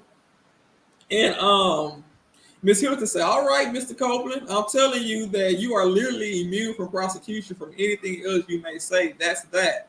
So the choice is always up to you, but we wanted to put it on the record. The state does not want you in custody. What the state would like you to do is purge yourself. And Copeland, Woody say, Mr. Copeland, what does purge yourself mean? And Ms. Hilton say, meaning that you are no longer in custody. In the way that you purge yourself is to testify. That is kind of how it happens, and that is what the state wants to do. We don't want you in custody. I can't say that any other different way, but we don't want you in custody. The only thing that's holding you is you refusing to testify. She's really trying to get him to testify. I mean, that's her main end goal. And I'm reading this kind of fast, y'all. Just to get through it. Yeah, somebody wants you to read page 40. Did you see that? Okay, let me see. Page 40. Okay, let me see where we at so I don't lose where I'm at. Okay. 20 through 25. Okay, did that have specific lines? He said 20 through 25. I'm going to be like Hilton, though. Make sure. 20 through 25. On page 40. Can you look at page 40 lines 20 through 25? Okay. Page 40, 20 through 25. Okay. Well, I think we're making our way there. Jack. Yeah, we almost there. We almost at the page 40. Maybe we'll just take it in order so we don't have to jump back. Let's see. Okay, where we were at, I don't even know. Yeah, right here. Well, that he doesn't want that. Bumper. Okay, Bumper said he doesn't want that. The court, then the judge jumped in, but he's been given it. See, that's the challenge, Mr. Copeland, is that if they didn't give you immunity, you could invoke your Fifth Amendment privilege. But what the state decided is they said your testimony is worth more to them at this point in time. They really want to know what you have to say. So they have made from the state's perspective, they have made a decision to give you immunity. So you no longer can invoke your Fifth Amendment privilege. You have to testify. So that's the difference in this particular scenario, is that they have taken away, well, you can still invoke your Fifth Amendment privilege. You can still do that, but the consequence of you invoking it is you will just remain in custody. So if you testify, you get out of custody and you stay out of custody until you're done. And then Woody say, and then if I don't testify, I have to stay in until when? The court said until the trial is over, until all the defendants have been given. I got these 6 that we have right now, and then there's another 6. And Ms. Hilton said, no. There's another 12. Then the court jumps in. There's another 12 that are still outstanding in various forms or another. And then Woody say, can I speak to her for a second? The court says, yeah, sure. So everybody leaves the room. Glanville, the DA, the reporter, the investigators. So Woody is alone with his lawyer from 10:17 to 10:33. So that's about 16 minutes. 16. Yeah. See, the judge earlier tried to make it seem like they were there for over an hour. But it's like 16 minutes here and maybe a little bit later on. But it wasn't consecutive. My question is, so I'm guessing they're back in the room at 10:33. Now Woody saying, my question is, I can ask you a question. The court says yes. Woody say, so my question is, so what I was just asking her was, if you ask me a question and you feel as if I was lying about it, will you lock me back up? And then Ms. Hilton said no. If you are saying, you say I didn't talk to the Meekian. I don't know. Meekian. Yeah, that's what. Okay, yeah. Thank you. Well, no, I can't talk about that because the judge is in here. So so she's talking about it. You are asking, for example, if you said before that the sky was blue and I asked you to understand what color is the sky and you say, I said it was red, I'm going to say no back before you said it was blue. Is that what you were trying to ask me? Okay, that was kind of, yeah. Yeah, they confuse him. And that's funny because I think I use an example about the sky changing color earlier today. That's wild. Kayla said, So explain the independent evidence. If he says he did something and you know he's not telling the truth, what happens? And Hilton say, if he said he did something and he did not do that thing, Kayla said, if you believe he did not, so if you believe that he's lying about that, Miss Hilton says, then no. If he admits to doing something on the stand, Kayla says, And Miss Hilton said, and he did not do that thing. Kayla said, Miss Hilton said, I'm going to say, is this the first time you are saying that? And Kayla goes on to say, and you have an independent evidence to prove it wasn't him, then what? And then Hilton says, then nothing. What do you mean, like? And then Kayla says, so then he will be fine? And Hilton says, yes, but. And then Kayla says, so you are okay with him if he got on the stand and said things that weren't true? And Miss Hilton, here she says, no. I want him to tell the truth. What have I always said to you? I want you to tell the truth. I don't know what's going to come out your mouth. I expect you to tell the truth. If you say something that is inconsistent with what you said before, then I'm going to ask you about the inconsistencies, but I expect you to tell the truth. So it's good to note right here, right now, she's standing firm about the truth. Mm-hmm. But it's gonna get later on, I think she's gonna kind of falter from that. She's gonna fall by the wayside. Yeah. So why are they doing any witness prep? What do you mean? Like asking him some questions about what they're going to ask him before he takes the stand. Why haven't they taken that approach? Well, it seems as if what they're trying to do now is give examples, I guess, because the judge is there and you don't really want to talk about the case. But at this point, you kind of already out in the open. I mean, y'all really talking about the case. She's trying to use like these examples. She took out Demikion's name and gave an example about the sky that confused everybody. But I kind of see what she was trying to do. But right now it's kind of, it's too late. Let me see. So, but I would deal with you saying something different. Did I jump too far down? No, you good. Okay. But I will deal with you saying something different in the manner that I normally do. And what do you say? If I'm saying something different, right? So when the police question me, they done question me every time they lock me up. I don't know how many times that was. I done told them whatever different story I could think of to try to finesse my way out of the situation. He went on to say, I don't even recall what I done told him. And Miss Hilton jumps in and say, okay, so you say, so you can say, I don't recall. That is how that works. I don't recall. See, Miss Hilton's telling him. Miss Hilton is telling him, so you can say, I don't recall. So I'm trying to figure out why she's so upset when Woody's saying, I don't recall so much. Well, she told him to say it. She told him to say it right here. And Kayla say, and he can say that to every single question. And Ms. Hilton, I would hope that that is not the truth, because I think there are some things you do recall and some things you don't. But the things you don't recall, you don't recall. And then I will go through my process of what I do. What's your process? What you do, Hilton? What she do? She go back and try to impeach and pull up video.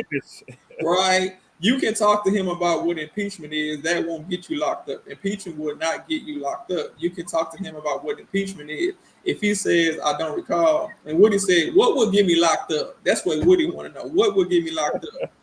And Ms. Hilton, what did I tell you? And he said, I don't know. I don't think none of us know. Ms. Hilton said, what you did on Friday, I pled the fifth, if the court instructs you.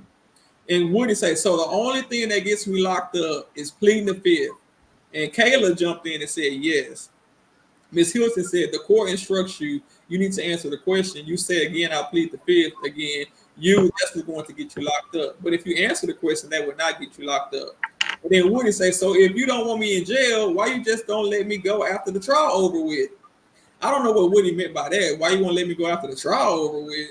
Oh, so Woody's saying he's going to be quiet during this trial and let him go after this trial over with. And she was like, no, she want to hold him. Okay.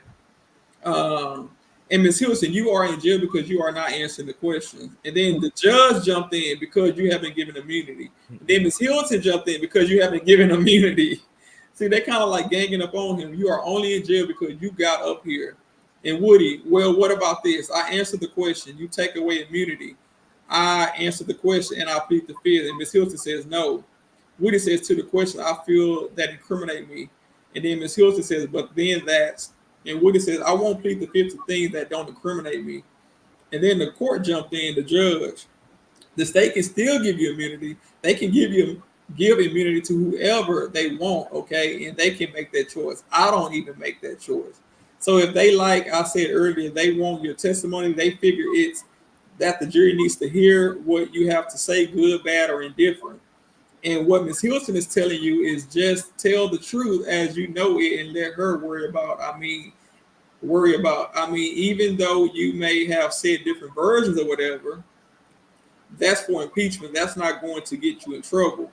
What will get you in trouble is you just invoking your Fifth Amendment privilege because you have been given immunity. Or as Ms. Love said this morning, remember Ms. Love said if you overly lie about something, lie if you tell a bold-faced Whopper, then they can indict you on that particular charge. That particular false statement. And then Woody said, that's what they're going to do. And Kayla said, that is what I was saying, and you will be right back here. And then Ms. Hilton jumped back in. But if you say something that you know you did not do, like you admit to something you know you did not do, Woody said what, like murder? Don't have like no statute of limitation, right? I found that interesting that Woody said that. Yeah. He specifically singled out murder. Yeah. He said like murder don't have no statute of limitation, right? That may not be saying he did it per se, but that could be like he's worried about getting charged for it. Mm-hmm. So I think I find it kind of humorous in that when we're talking about that little piece right there where she says overtly, as long as it's not done overtly, but then we have this overt act. Right. What people sometimes miss is that Woody is very aware of being stuck in a rock in a hard place, because with one thing you're finessing him with these big words. Right. Look at it. Okay, you're gonna purge yourself or perjury. It's like what that mean, right? Yes. It's a thin line between love and hate. You know what I'm saying? Right. So he knows. Right. And here's the bigger thing is, it's not so much as what he says or does, but how they perceive it to be.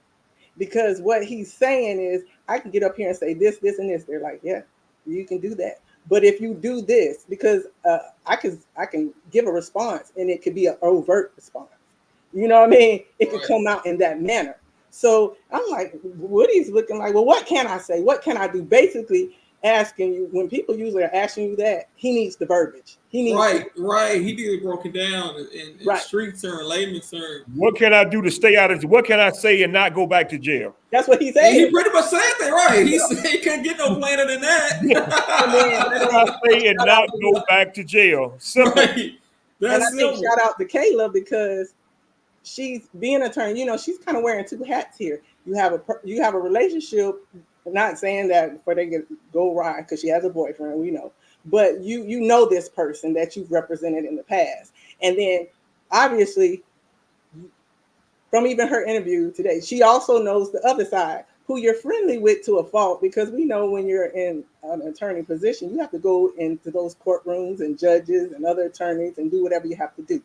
And so my thing is, she's trying to ask the questions, but she still has to stay professional, because we also know, this is still on the record, regardless of what Ms. Hilton is saying, you can only say so much. Even, when you're asking clients questions or witnesses questions, because you don't want to look like the Gaither in them. I'm telling you what to read. Right. Echo back. We don't want you to parrot this, but we do want you to parrot it. Parrot at the same time without saying it. Yeah. So I just really think that him and this one thing is, how many of you all could understand I can't do an overt act. This definitely was an overt act, but I can't be overtly. But if I tell the truth, The truth ain't gonna set me free here. Right. And I think Woody was asking what can get me, put in jail. Yeah. And they wasn't really giving him the answer he wanted. So he had to really break it down. He had to ask specific questions. He said, like murder, don't have like a statute of limitations, right? That 4 years don't apply with murder. Right. Yeah. And see, not only that it's not total immunity. So when the feds come and see, this is the thing, they said they can't come up with create, the evidence. But if it's there, you all know, if I see all this and I know it's stacking up, now I'm just going looking. I know I have a trajectory of what to look for the evidence. But I see. I want to, Mr. Malcolm, Law Malcolm. I don't think any of us are debating that she's not doing her job. Let me speak for myself. I'm not saying she ain't right. doing it. Right. We're not saying that. Yeah. I think everybody's doing their job. But right. You know what? Y'all know what makes a crime a crime? It's not even the act of doing it. It's the intent. Distributing with the intent to sell. You can go to jail and get convicted of something with just the intent, and that's what makes the crime the crime. I used to tell people that all the time. It's not the whole total act itself, but the intent to deceive or anything other than that nature. So my thing is that might not be their motivation for going in there. However, everything with the law is still based upon, what did he say? With the reasonable perception. Even if she was doing this job, I still say they could have did that same job in the same courtroom that they did that same job before in front of us, when they were saying, hey, Woody, you're going to jail if you don't, testify. They didn't have to do it behind closed doors. I think behind closed doors is what made it as bad as it is now. Because it's the extreme. Look at all this questioning. This is a lot of time while everybody else is waiting out there. Yeah, not knowing what's going on. If it was nothing to hide, how many of y'all grandmas done told you, if there's nothing to hide, then do it out there in the front yard? That's what my grandma used to say, just do it in the front yard. So Joe said what makes a crime is getting caught doing the crime. Right. It ain't even got to be caught doing the crime. You can get caught after the fact. Yeah. Surveillance video or something. You break in the house, but you don't get a chance to steal nothing. You still going to jail for burglary. Right. Hey, I didn't even sell a dime bag. It's laying on the seat. But you had it with the intent to do something with it. I don't care if it was to smoke it yourself if you're in the wrong state. I'm just saying. Oh, you already know. And Woody, I really wish they would have let him finish, because Woody says like murder don't have like no statute of limitations, right? And then Hilton jumps in and says, but if you didn't do it, I can't charge you with something you didn't do because I don't have any other evidence but you saying it. And then Woody was starting to say, but y'all don't like, and then he was cut off by his attorney. Y'all see the dashes right there, which is smart. Because ain't no telling, he probably going to say, y'all don't like know the force. You don't know what he's going to say. You can fill that in with anything. Kayla said, you can charge him with false statements and he will be back in jail. That is what I'm trying to say. And then Hilton said, but if I know that you are lying about that, I do not intend to do that. See, this is the issue. But if Kayla asking, y'all can charge him with false statements. And then Hilton says, but if I know that you are lying about that, I do not intend to do that. So I do not intend to charge him with false statements. Even if she knows, she said, if I know you're lying about that, which is an issue. If I know right now he's lying, I know he's lying, I'm not going to charge you because I don't know your reason for doing that. Oh, wow. So she needs to know a reason of why you lied. How does she know beyond the shadow of a doubt? That's all I'm saying that he didn't do. If they had something so concrete with the evidence, they would have brought that out. Look, I have this picture that they were in front of, everything that they've been charged with. You could have just brought it just straight out. It's just right. Yeah, this is wild. This is some wild stuff. Your reason for doing that, I'm not going to charge you. First time I say free Woody. And that can be a part of it. I know you didn't do it. And then Woody going to say, but it's up to the judge to do that. See, Woody's confused. The judge don't charge people. And Hilton said, no, it's up to the state to bring charges. And then the judge jumped in. I don't have anything to do with that. Oh, now you don't got nothing to do with it, Glanville. You been in there the whole time. They said, I don't got anything to do with that. Hilton says he has nothing to do with bringing charges. That's up to the state of Georgia. And then Woody said, can I talk to my family, and I will make my decision right after I hang up the phone. Let me know when I get to those lines, y'all. Did I already pass those lines? Passed them. Oh, yeah, you passed those. Yeah. Okay. Overt, the 20. Oh, okay. I got you. Okay. That's up to the state. He want to talk to his family. And Kayla said, he's saying he hasn't been able to speak to anybody. And Hilton said, his sister just called us. And then Woody said, y'all done me wrong. Y'all just hold me in the jail. Don't let me get no PIN number, no nothing. And Hilton said, we have no knowledge. We did not know that you and Ms. Bumpers. He hasn't been able to do anything, speak to anyone. Woody said the jail system down, but y'all still putting people in. And which is a good point, fair point. Oh. And Hilton says, that part I don't know. Woman, you know everything else. I know we have been in communication with your sister. Your sister actually texted Miss Lang, don't even give me the line, to make sure you were okay. We told her we physically had laid eyes on you. I'll leave that up to the sheriffs. I don't know. And then it was a brief pause. And then Woody said, so what you think what she's saying? And Hilton, I can't tell you right now. And Woody said, I'm talking about that locking me back up. And Ms. Hilton said, we would have to bring charges. There would be no incentive. So Hilton basically there's no incentive for me to bring charges. And Copeland, Woody said, y'all will. And then Ms. Hilton, we already had the discussion. And then Woody said, look what you did to me. You waited until Friday and did this. I didn't told you every day before Friday that I was pleading the fifth.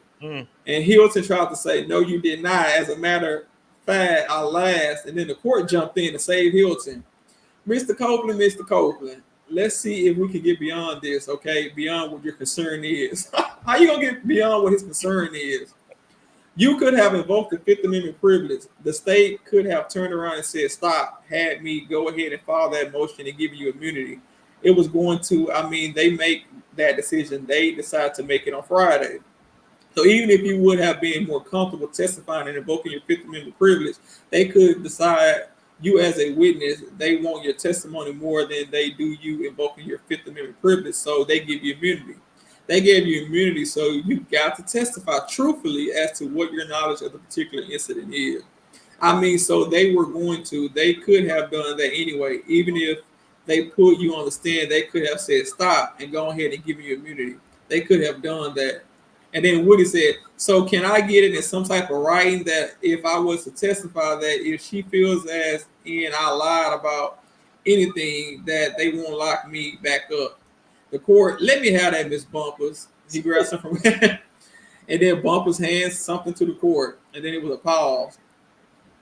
And then the court goes on to say, Mr. Copeland on page 2 of the order, however, no testimony by Kenneth Copeland as required under this order or any information directly or indirectly derived from the testimony of Kenneth Copeland given by Kenneth Copeland as required under this order shall be used against said Kenneth Copeland in any proceeding or prosecution for a crime or offense concerning which he testifies under this order. And the judge said, okay, so you testify about some aggravated assault or murder. They can't prosecute you on it because that is what it says on the order. Okay, the only thing that will get you in trouble is this next little paragraph. Kenneth Copeland shall be subject to prosecution or to penalty or forfeiture for any perjury, false swearing, or contempt committed in testifying or failing to testify in accordance with this order. However, it is ordered that Kenneth Copeland shall not be required to produce evidence that can be used in any other court in this state, the United States, or any other state. So that's basically the feds. And right now, Woody was promised by D.A. Hilton that the feds can't even prosecute him because the statute of limitations is over. She looked it up herself last night. Now, say that's not true. And the feds found something the statute of limitations don't cover. And Ms. Hilton has sat here and gave this man legal advice as an attorney. That's not Woody's attorney. What would be the implications that fall off from that? So I think that's going to be something to look into as well. It goes on to say, so basically, if you commit perjury, false swearing, or contempt, this is a judge still talking, committed in testifying, that means if you just invoke your Fifth Amendment privilege or failing to testify, you say, I'm not going to testify. All right. So the only two real things you can kind of get in trouble for are perjury and false swearing, as long as you tell the truth. Now, as Ms. Hilton and Ms. Bumpers said earlier, you may have told or been asked about situations over and over again. They may have changed. What the state is asking you to do is tell the version that really is the truth. That's not what she asking. She just wanted to testify no matter what he say. If they want to impeach you, they can do that. Or if the other side wants to impeach you, they can do that. You won't get in trouble for that. And Woody said, "You said I will," and the court said, "You would not. You would not. Impeachment is not perjury or false swearing, okay?" And then Woody said, "But she said I can perjure myself though." So it's clear right now Woody is all type of confused. You got perjury, false swearing, impeachment, and purging. Now that's enough to make anybody, you know, without a law degree, probably even with one, head hurt. You're going to have to help me out now. So what's the difference between perjury and false swearing? I guess, well, no, because both of them you're under oath, but right, they almost seem to be synonyms of one another. They always say it's the same thing. Yeah, the same thing, right? I mean, yeah, because it's the same one way or the other. And Woody go on to say, "But she said I can purge myself though," and that's when Ms. Hilton like, no, we're saying two different things. Sorry, perjury is if you get on the stand and you say just a bold-faced lie, just something that is just wrong. Say you say I did something, and all the other times you have said I have not done it. And really, while it's perjury, it's really just an inconsistent statement. So now she threw in another big word. Inconsistent statement. You lied, brother. That's it. Why did she go in there and do that? Yes. That's because that's the confusing, because that's clear as mud. Because to me, that's trying to give him enough leverage, a leeway to work with them. But at the same time, is if you've already not been our star witness. We already see you pulling these shenanigans. So I always have to give you enough rope to hang yourself too. You understand what I'm saying? To me, you got them in your hand where, okay, if you do what I say, I'm gonna let you go. But if you're trying to get on that thing like you've been on that thing, then I'm gonna impeach you by what she always said, by false statements. And if they're not what we done heard, correct? Right. Yeah. So that also means I can lock you. Doesn't that go? Yeah, in Woody's mind, Woody think when she say I can impeach you, he's thinking that's something that's that can put him in jail. Exactly. Yeah. But impeaching is basically a trial word for credibility, right? To show that a witness is story is not consistent. They change their story, but that's not something that'll put him in jail. But all these big words, Woody is so confused right now. Yeah, anybody would be. Let me see. Though he said though. Yeah. Oh, he said he dropped the link. Oh, okay. Well, yeah. I was supposed to go over to Dear Woke Christian channel, but hey, we'll catch up over there next time. Okay, so we had. I want to ask y'all something real quick. Oh yeah, go ahead. And you was telling her, let's just say lie, because I don't like to say lie. Grew up, couldn't say it, but you switching it up every time. So you're inconsistent. What does your mom always tell you? Telling a lie, right? So think about if we grew up that way, correct? Right. Dang sure probably would in the same kind of household we grew up. If you keep telling your mama, I did this at this time, and then your story keep changing, what she tell you doing? You lying. All right. Sounds like say a bold face. A Whopper. A Whopper. As a judge say a Whopper. There you go. And then let's see. And this is Woody continuing to talk. Oh no, it's Ms. Hilton. Ms. Hilton. She's basically explaining to him the difference between perjury and that inconsistent statement she threw in there. Like if you get on the stand and say I did X, but in 2015 you said I never did X, that is what I'm going to impeach. I'm going to impeach you on everything you said in 2015. Meaning I'm going to say, okay, today you said I did X, but in 2015. Then Lieutenant Dean entered the chamber. This seemed like this was a stunt to me. We have a security issue. We need to stop for a minute. If we can stop for a second, please. So the judge and Lieutenant Dean leaves, and they come back in 2 minutes. That's a right. What kind of security issue that was from 10:45 to 10:47? Yeah. I mean, if you need to pull the judge out, you should have just said that. Mm-hmm. And Ms. Hilton, I don't know what was told to you on Friday. She's talking to Woody. I have no reason to want you in prison.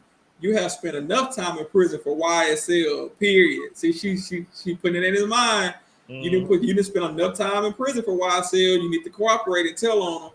So why would I want that for you? That doesn't make no sense.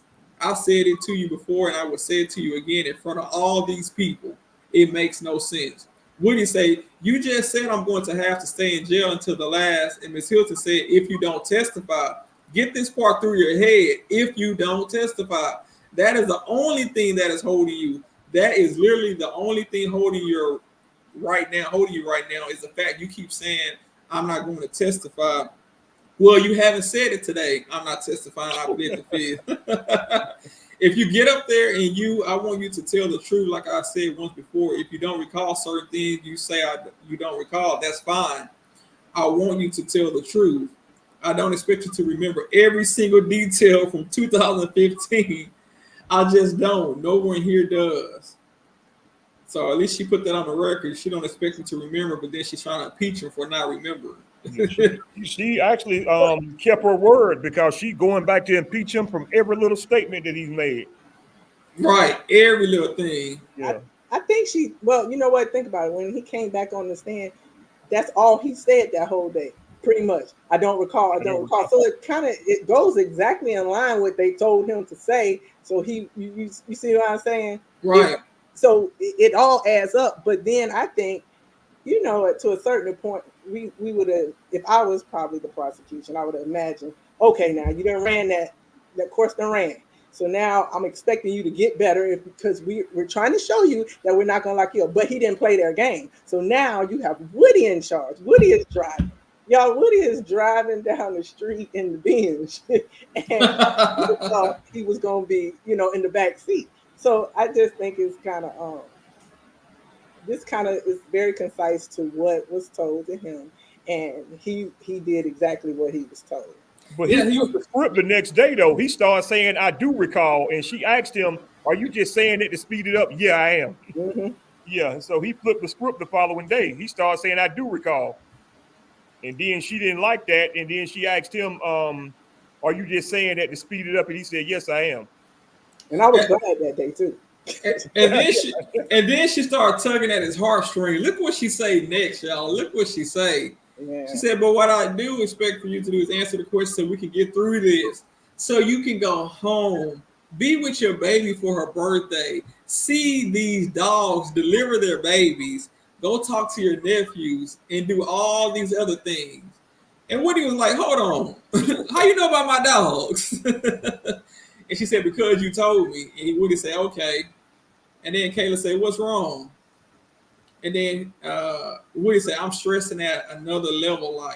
So to me, it seems as if she was trying to use all this stuff to get him to testify, putting all this in his head. And that's really pressuring him. Y'all really have to just tell him one thing, or not even y'all, the judge. Woody, are you testifying today? No. Okay, go back to your cell. You'll be there until you do. Right.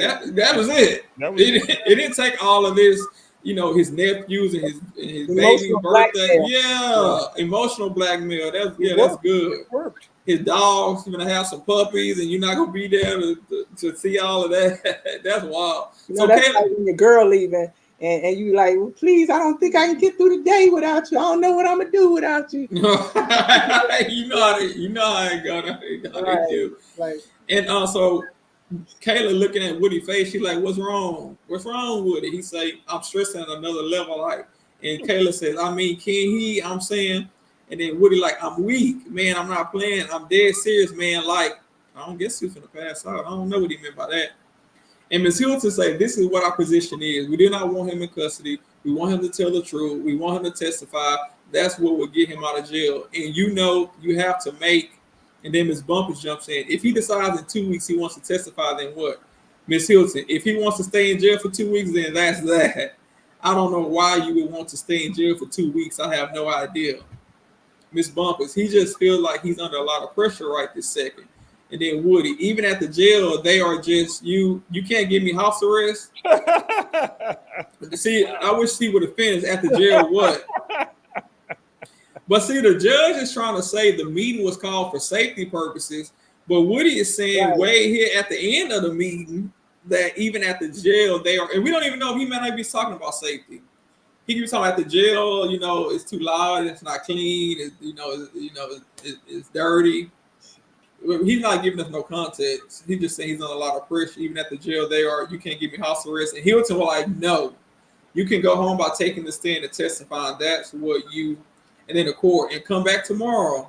So they double teamed on Ms. Hilton. We keep on saying yet, but there is no crime. We keep on saying yet. I don't know who was telling you about a crime. There is no crime. You have done nothing wrong except for not. And Woody say, so why am I in jail then? Yeah. And Ms. Hill said, because you aren't testifying. Then Woody says, but that ain't nothing wrong. It's not a crime. And Ms. Hill said, it's not a crime, but you are in civil contempt. And then the court goes on to say two things. Because you invoked your privilege after you have been given immunity, that is why you are in custody. Because you get out by testifying. So you testify, you get out. That's why I was going to why I brought you here early today to just inquire about that. See, now the court is even saying, that's why I was going to bring you, why I brought you here earlier today to inquire about that. So it wasn't nothing about no safety concerns. Not one thing. So he could have kept those 3 cases he read this morning about safety. Because that's a flat out lie. So this speaks to, remember the second thing you read, and it said the second concern that I have is I wanted to bring to the court's attention in line with the concern that I expressed on the record Friday. I don't know what advice counsel may have offered or may be offering him. Now, did she not stand in that court and say, I think Melnick is basically ill-advising him? His counsel is not protecting his interests. Now, to me, I was like, who are you to weigh in on if the attorney that I have obtained is credible advice? You crossing the line. And I believe that's probably why the lawyer Melnick told her, "F you're gonna get my client killed. You worried about stuff that ain't got nothing to do with you. This is my client. Watch your lane." That's what they say. Hey, just give me the bullets and let me shoot them down range. You know what I'm saying? Right, exactly. And then where are we at? So the court said that's why I was going to bring you, why I brought you here today, just to inquire about that. You can remain and hold your position of invoking the fifth or not testifying, but you go back to prison. You go back to jail because that. And then Woody said, you can't sentence me. And then Ms. Bumper said, there's no sentence. And the court says, there's no sentence. The contempt is compliance. They want your testimony. That is all they want, whatever that may be. And then Woody said, I don't know what it is. Look at the judge even threw a little shade. They want your testimony. That is all they want, whatever that may be. Because at this point, the judge don't even think his testimony is credible. Woody say, I don't know what it is, Your Honor. And then Ms. Hilton says, so listen, you are in jail for failing to testify. And then the court repeats it, failing to testify. Ms. Hilton, not for nothing else. There is no crime. You ain't done nothing. Now she talking, in his vernacular. You ain't done nothing. I don't know if people are telling you that we are going to charge you with nothing. Okay, you made a promise to him. We are going to charge you with nothing. We are not charging you. The state charges you. There is nothing we're charging you with. You are only in custody because you decide not to testify. That is it. Once you decide to testify, and then the court jumps in. Remember that word you were talking about, purge. And then Woody, the court, okay, you can purge right now. Purge. Get yourself out of jail just by testifying. And Woody, I can purge and get out of jail. The court, yes, just by testifying. And then Ms. Hilton, not perjury. The court, purge, meaning you can get out of jail. You can get out of jail, out of custody just by testifying. And then Woody says, and what about the other one? The other word, perjury. And then the court, that's different. Ms. Hilton, that's different. The court, that's a different word, okay? They going back and forth. Woody, that can get me back in jail. Ms. Hilton, yes. The court, perjury is not, Ms. Hilton, it's not what you are saying. It's not perjury. What you are saying is what we call a prior inconsistent statement. This is wild. They talking all over each other and still confusing him. Your example that you gave me, what if I said I did something and I know you didn't do it, and you said before you didn't do it, that's not perjury. That is a prior inconsistent statement. But the question is, how she know and I know you didn't do it? How can Ms. Hilton say you know, if Woody says something and she say, "I know you didn't do it," it's not perjury. You don't know that. Kayla goes on to say, "You got to make a decision." She ready. Kayla ready to go. Yeah, she ready now. She ready to come back to Texas. She said, "Hey, Woody, you got to make a decision. You ain't playing. We didn't went over this 100 times." So she told you got to make a decision. So if he starts testifying today, he's going to go home today. Miss Hilton, he should, so long as he remains. But if you get up there and be like, if you get up there to testify and then we get into it and you start saying, "I'll plead the fifth," we're going to be back here again. And then Kayla say, "But if he says he don't recall to everything, he'll be okay." Miss Hilton, I'm not advising that, but so long as he answers the question, that's fine. So long as he, and then Woody, "I did these crimes. I'm telling you that." Wow. Okay, so we had some confusion earlier. I think somebody said that he said, "I did all these crimes, including like the murder," but he just kind of just said, "I did these crimes." So we can't really say if he's, you know, throwing the murder in or not. And, and that's true. Take it back. I retract the all, but if we got to take the content in the context, as Miss Hilton always. Right. We're not talking about jaywalking. We ain't talking about the RICO charge. We ain't talking about. I mean, we talk about what's encompassed in this case. So if he's saying, "I did the crimes," what has been the crimes that they are asking him about? What is the crime of question right now? It's the murder of who? Yeah. We're not talking about weed smoking anymore, but the crimes in the what are we here for? A reasonable person would say, "What are we here for?" Because if I was Woody, I'm not talking about taking no banana out the grocery store at this point. Right. I mean, and so we can't say either way. You're right. He said, "I did these crimes," so he could have been. I mean, if somebody want to get creative and tie this statement back up to when he asked about what about the statute of limitation for murder, I mean, somebody could hypothetically say that is what he, you know, that he was talking about. And Erica said the murder of Nut, aka Donovan Thomas. Yeah, and still should beat this drum to no end. I would beat it. Yes. He did it. He said it right here in these transcripts. And that's why they were fighting so hard to get these transcripts before they questioned Woody. And that's why they were saying, like, "Hey, Judge, what do you mean we're not entitled to these transcripts? These transcripts have direct evidence that prove our client's innocence," because you have a man back there saying that he the one that did it. Yeah, I would dump everything in Woody's lap at this point. Woody is corporate on everything you're claiming these guys did. Woody did it by himself. And I don't even think they gotta be like mean to Woody. Right. They could just tell him, "Isn't it true you said that you did these crimes?" Yeah. And Woody could just say yes. Be cooperative. yes, I said that. Yeah. Yes, I asked about the statute of limitations for murder. Yes, everything that he said. He could just go through and say yes. But I think too is they weren't going to open. No one in their right mind would ask you what at this point of this Brady. This conversation. Hilton and them would be crazy to say, "Well, what crimes are you talking about?" But been in there, had they been able to be in this meeting at this point, we all know. I mean, you can put it on put it on God, as the kids say. You would have asked, "What crimes are you talking about?" if you was a defense attorney in there, correct? Well, you're right. And from my understanding, you know, some people are saying now if he was to talk about the nut situation, they probably could have fit in right here, because some people are saying maybe we don't have the whole transcript, just for, you know, to play devil's advocate. Now, let's say she did, or he mentioned the crimes, because I'm trying to figure out how did somebody come out of their room and say he talked about Nut specifically, and we don't see Nut nowhere in this entire transcript. So either somebody had it backwards, like I had them names backwards earlier, or still kind of put it out there knowing that he could just cloud everybody's judgment right now.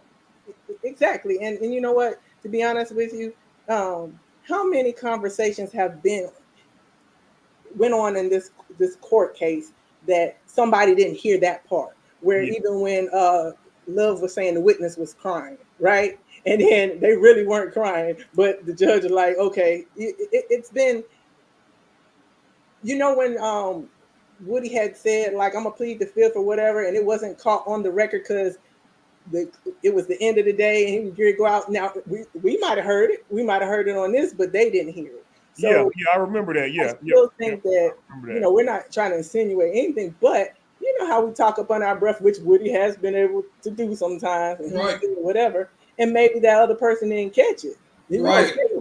You know, she in there like, oh, she's sweating bullets. She just want to get out of there, and he, you know what I'm saying? Whoever the mole, as y'all like to call it, is. Right. And Nub Money got a good point here. Not only is there a transcript that we're reading right now, but there's also a recording. And Nub Money say, you see, they only released the transcript and not the recording. Where is the recording? We want to hear the voices. Hey, Jenna, thank you for joining. And we want to hear the voices. Trash, right? Even the transcript that they've been going through all these days, the transcript will say one thing, and then the video will say something else. So, right. We seen that proven in this trial right in front of you. Right. Yeah, that's definitely true. Copeland, you know, he said, I did these crimes. I'm telling you that. And Ms. Hill said, okay, I don't know what you are talking about, but yeah. And then Kayla jumped in, smart lawyer. She jumped in quick. I think, are you saying you want to get up there on the stand and say something? Mr. Copeland remained silent. He was no response. And then Kayla said, did we find out if he could talk to his family or no? Yes, switch it up. A brief pause. Ms. Hill said, I mean, if it's okay, we got the sister's number. And then Woody said, as my attorney, you gotta, so he's talking to Kayla. He's probably telling Kayla something. As my attorney, you gotta something. And Ms. Hilton said, if y'all want to talk, let me go somewhere where I can't hear you. The judge is over there, so just speak low so he doesn't hear you. And then the court say, hold on. The court listening like it ain't nothing. Judge Glanville handed a document to Kayla Bumpus and exited the room, the chambers, with Assistant District Attorney Hilton, Investigator Long, Investigator Hamilton, court reporter Christina Weaver, from 10:53 to 11:28. So they still had another, 30? What is that?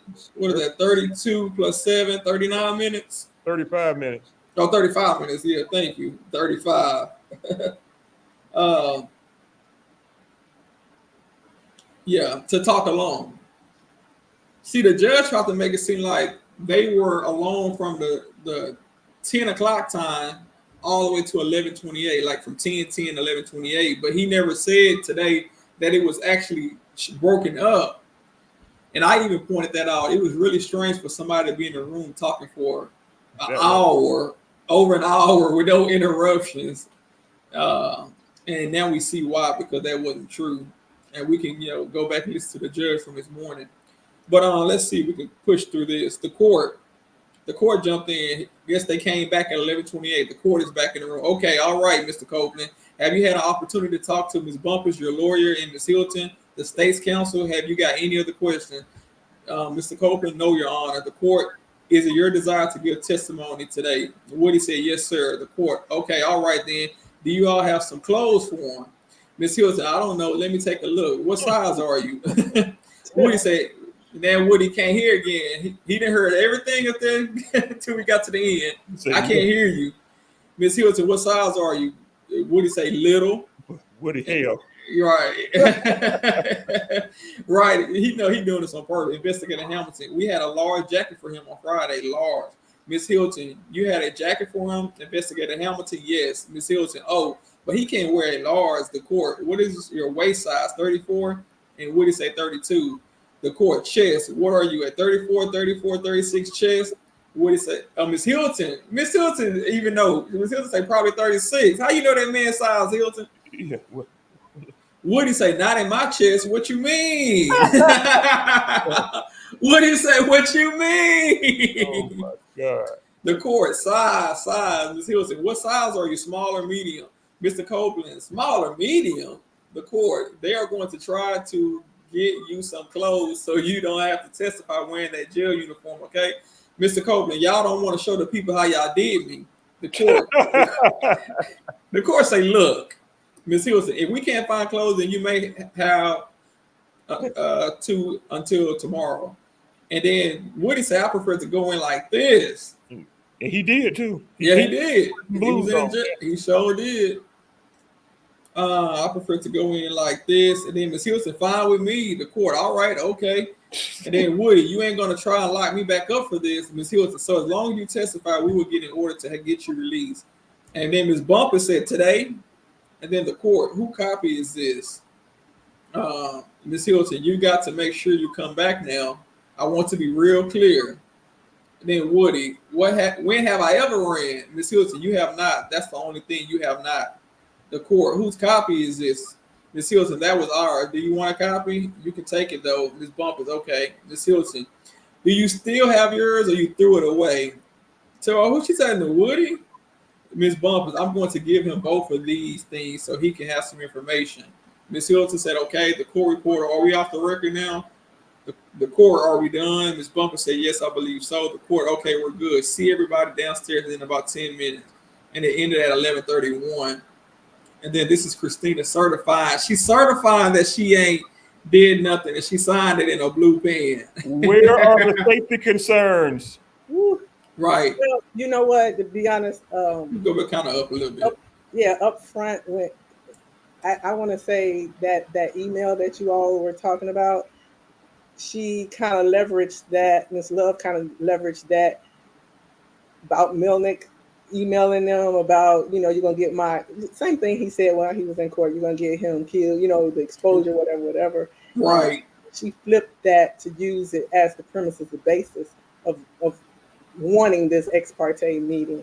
Because you were concerned about Woody's safety. However, if he had counsel, and then according to her, Melnick said he wasn't counsel, but then Kayla was standing in. All that doesn't make any, you know what I'm saying? Yeah, right here where it says Shard, okay. And yeah, but no, I was gonna find that thing. I didn't want y'all to. I'm scrolling through. 3. So if you go down there to like where, I guess page 3. Page 3. Okay, let's see. At page the bottom. 3 at the bottom.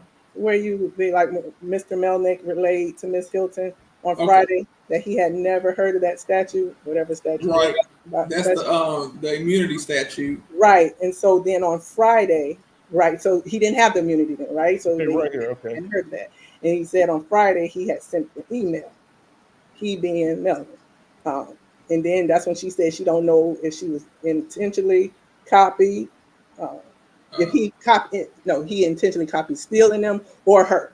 You see what I'm saying? But she got it, neithertheless. And then obviously the verbiage in there was about, Woody and the safeties or whatever. So she kind of used that. You know how like you use something to craft to say, well, we need to get, I'm concerned about this, if he's concerned about this. But what I find funny is Mr. Melnick never struck me as somebody who was going to hold his tongue or couldn't verbalize. Right. I didn't get that from him at all. He would have had something sent to that court in writing, or Kayla would have came in with it in a bag saying, this person is terrified, scared, you know what I'm saying, or whatever have you. And all the actions don't even support that, because we know Woody is about as free as all of us. He's on the internet more than we're. Right. He was just on live, right?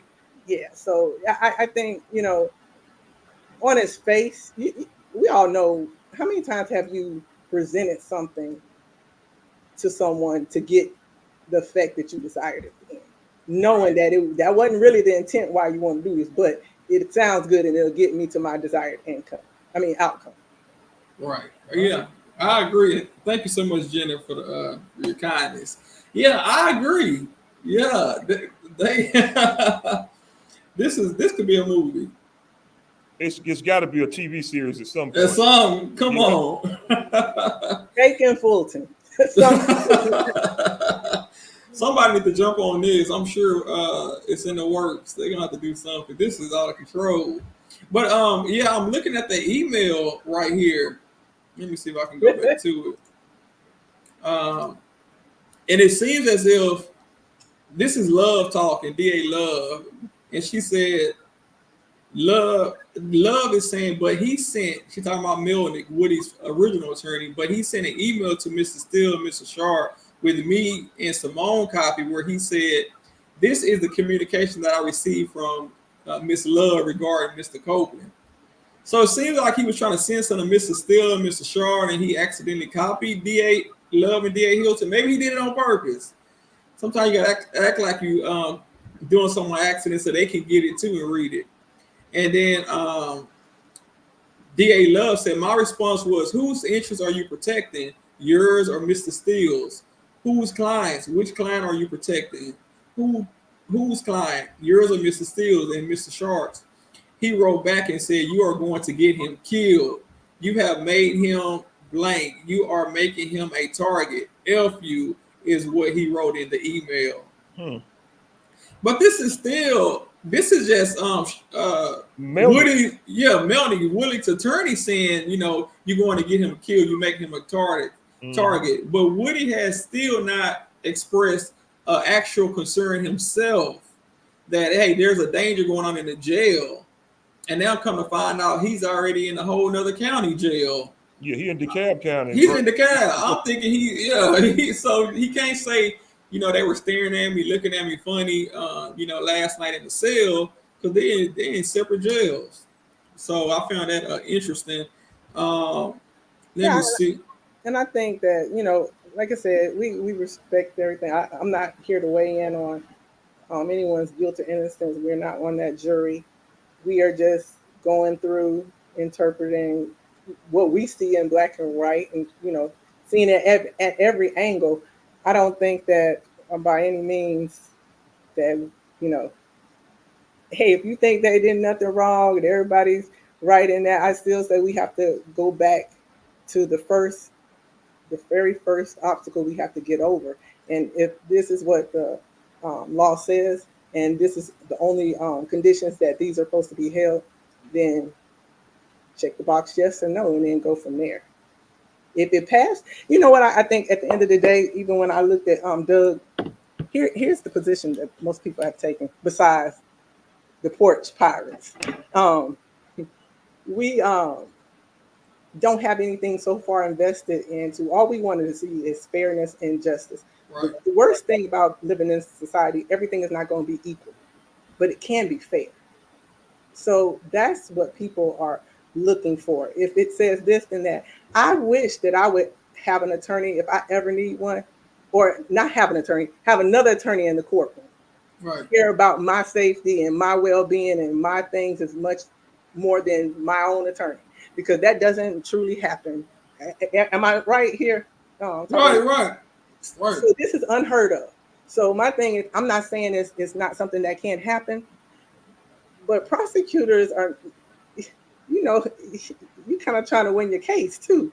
So I'm just saying And Jeff went on as far as to say that Young Thug, or Law Malcolm went on as far as to say that Young Thug needs to fire his attorney because his attorney going to get him 20 years in prison. I don't know. If I was to be in that courtroom, I want an attorney like Brian Steele. That's great. So Law Malcolm might be trolling. Law Malcolm, you're not tired. You're not tired yet. Mm-hmm. You've been on it for a while now. Let's be for real. If we walk like a duck, crack like a duck, it's a duck. They are doing it no different than the Texans who investigated.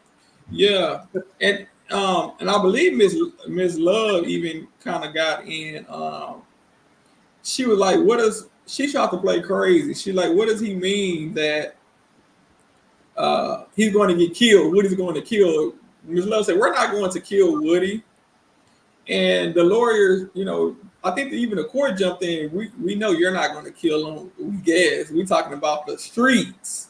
See? I wish I could find that. Let me see. Right. Hold on.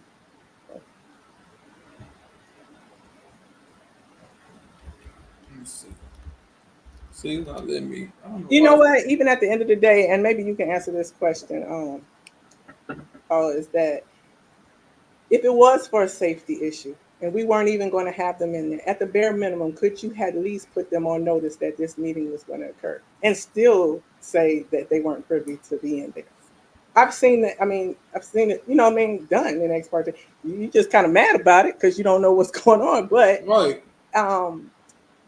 In that position to make that call, he could have just did that. Hey, we having this. Just know that you can't come in. And I don't know who all watched it this morning when the judge came out, he made this whole thing about the court is allowed to have these type of communications. and his main thing was safety, the safety of the witness. And then when you start really pulling back the layers, and Kayla even said this. Kayla said this on the lead's attorney channel. Kayla said safety was never a concern that was brought to her attention by her client. So she essentially just said, the judge, you made this up.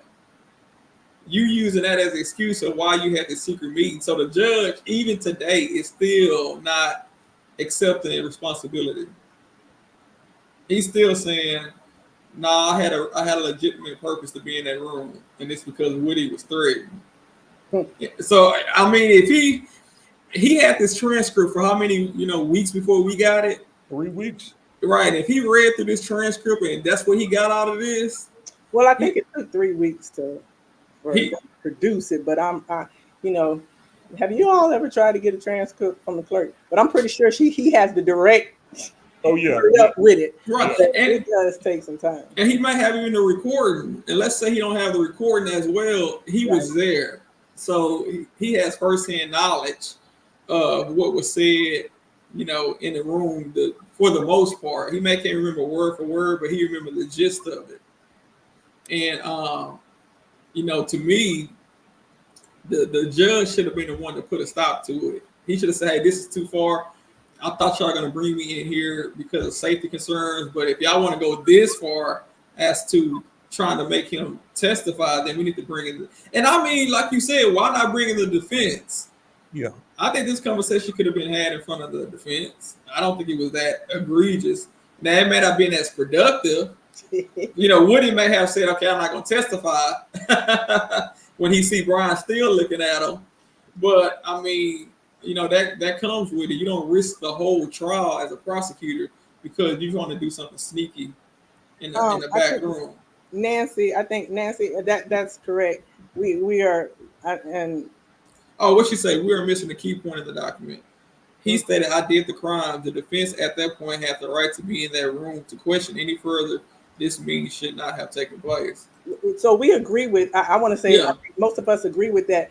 But there has been some talk that we may have been one way or the other on one side of the fence. But I'm always looking at what was the first thing that went wrong, and what is the first thing that went wrong that ruled this whole thing of even happening. Once we get it farther into it, yes, them stating this, yes, the key point that coming out, but the very first thing that said this was wrong to have or right to have, did we? Did we have supporting evidence to say, remember how, what was it when the judge said, "I got 3 things that got to get checked off on this thing." Right. And he went 1, 2, 3. He might have put his own perspective on it. No, not he did. He did. Right. He's spun it. He's spun the hell out of it. He's spun. Hey, you ain't got no evidence. That's what he said. So my thing is this: for an ex parte to even occur, let's ask ourselves this first question. To me, everything else past that is irrelevant, and we didn't, justify it even happening. Right. Legitimately justifying, not producing something just to get us in the door. You know what I mean? Because remember, they didn't want a lot of times, even when the other people argue, "Hey, what about this?" Or that don't count. You see what I'm saying? It's like people reading the Bible. You're only gonna pull out the stuff in the Bible that you want, that's going to support you, that's going to pertain to you.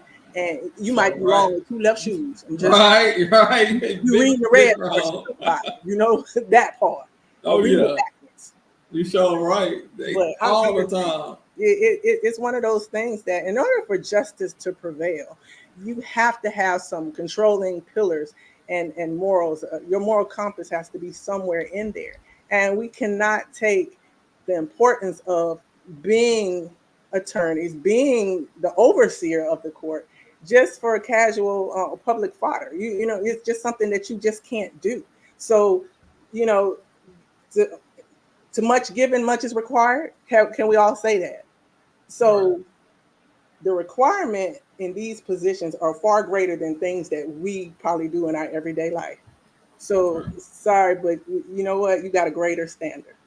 That standard that he always talks about at the end of the day, I think is so hypocritical sometimes about, being respectful to others, this, that, and other. There's been a lot of times, and I'm not just saying maybe the DA The defense hasn't been. But it's kind of like a knee-jerk reaction. You give me one thing, you give me something else. In court, it's a hit or miss. You're going to have some good days, you're going to have some bad days. The judge really goes off of how his feelings are. If you want to know the truth about it, that's just like policing. If I'm in a bad mood, everybody getting a ticket. I'm telling you how that happens. Somebody going through a divorce, you getting extra write-ups. It's unfair, but it happens. I agree, yeah. And you know firsthand, being in law enforcement as the elected sheriff, so you know what goes on that we as ordinary civilian citizens don't realize. So, I mean, the main thing is I can feel Woody. If you are in a room with these many people, especially with law enforcement, those people control your liberty, your life and liberty. It's a different story when you're trying to figure out what you need to say to get up out of there. Right. When, us, we can sit here in the comfort of our own home and say, well, you know what, I probably would have said this. I probably would have said that, but until and you're sitting there and someone's saying, hey, you're not going home until you say this, it's a different story. Not only that, I don't think it's a coincidence that he wasn't moved to another place, a facility. And I don't think it's a coincidence that he didn't get any phone calls or whatever else. But I will say this, when you take one of them inmates over to the jail facility, when I drop them off, when they get dropped off, you're going to say they are to have no contact. If there's any special directions or instructions, you're going to tell this booking officer. And guess what? They get none of that. So if you're a regular person, you're going to be able to call. You're going to be able to make this and make that. I don't think Woody lied at all. So do you think that it was tactical for the prosecutors? Because the whole thing is to isolate him. Don't give him no phone calls. Let him miss his daughter. Let him miss home. Don't let him use the phone. So when he come to court, he can be ready like, man, I haven't had no phone calls. I'm ready to go home. I'm going to testify. I'm going to do whatever they ask. So I don't put nothing past Ms. Hilton when she said, we didn't know about you. Didn't have no access to no phone. Yeah, that's almost sound like it was planned. So the worst thing in the world is solitary confinement. Mm-hmm. That's worse than anybody being by themselves. It makes you think. It makes you second guess yourself. It just makes you go crazy. Look at people on death row. The studies prove that solitary confinement, being cut off from everything will cripple you quicker than anything else. So when we're trying to put an inmate in isolation, I'll just tell you this: people hate going to the medical unit because they want to be with other people. They're people who like, just, I don't care what I got to go through. I don't want to go over there, even if it's for their own good, even if they're supposed to be in isolation and they're not supposed to be around anybody else and we're trying to protect them. They'd rather be in with population, because being over there, you don't get to see nobody, you don't get to talk to nobody, and it's crazy. It gave Woody time to think about what he wanted to do and not to do, what he wanted to say or needed to say. I guarantee you that. Right. Yeah. And then look, he came back playing ball. Yeah. He came back to court, and next thing you know, he had what they call his mind right, which is crazy to me. Woody did 5 years fed time, for that gun possession case. So a weekend, it's hard to believe for me that a weekend would shake him up.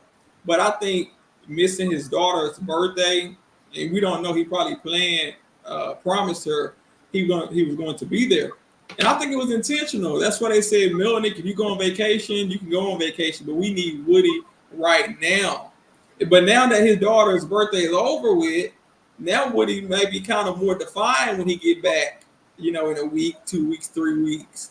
Because, he did everything he needed to do. Because now you can see in his Instagram posts that he's really kind of like, he's giving hidden messages. Y'all can take him back to jail. They innocent. It's the system.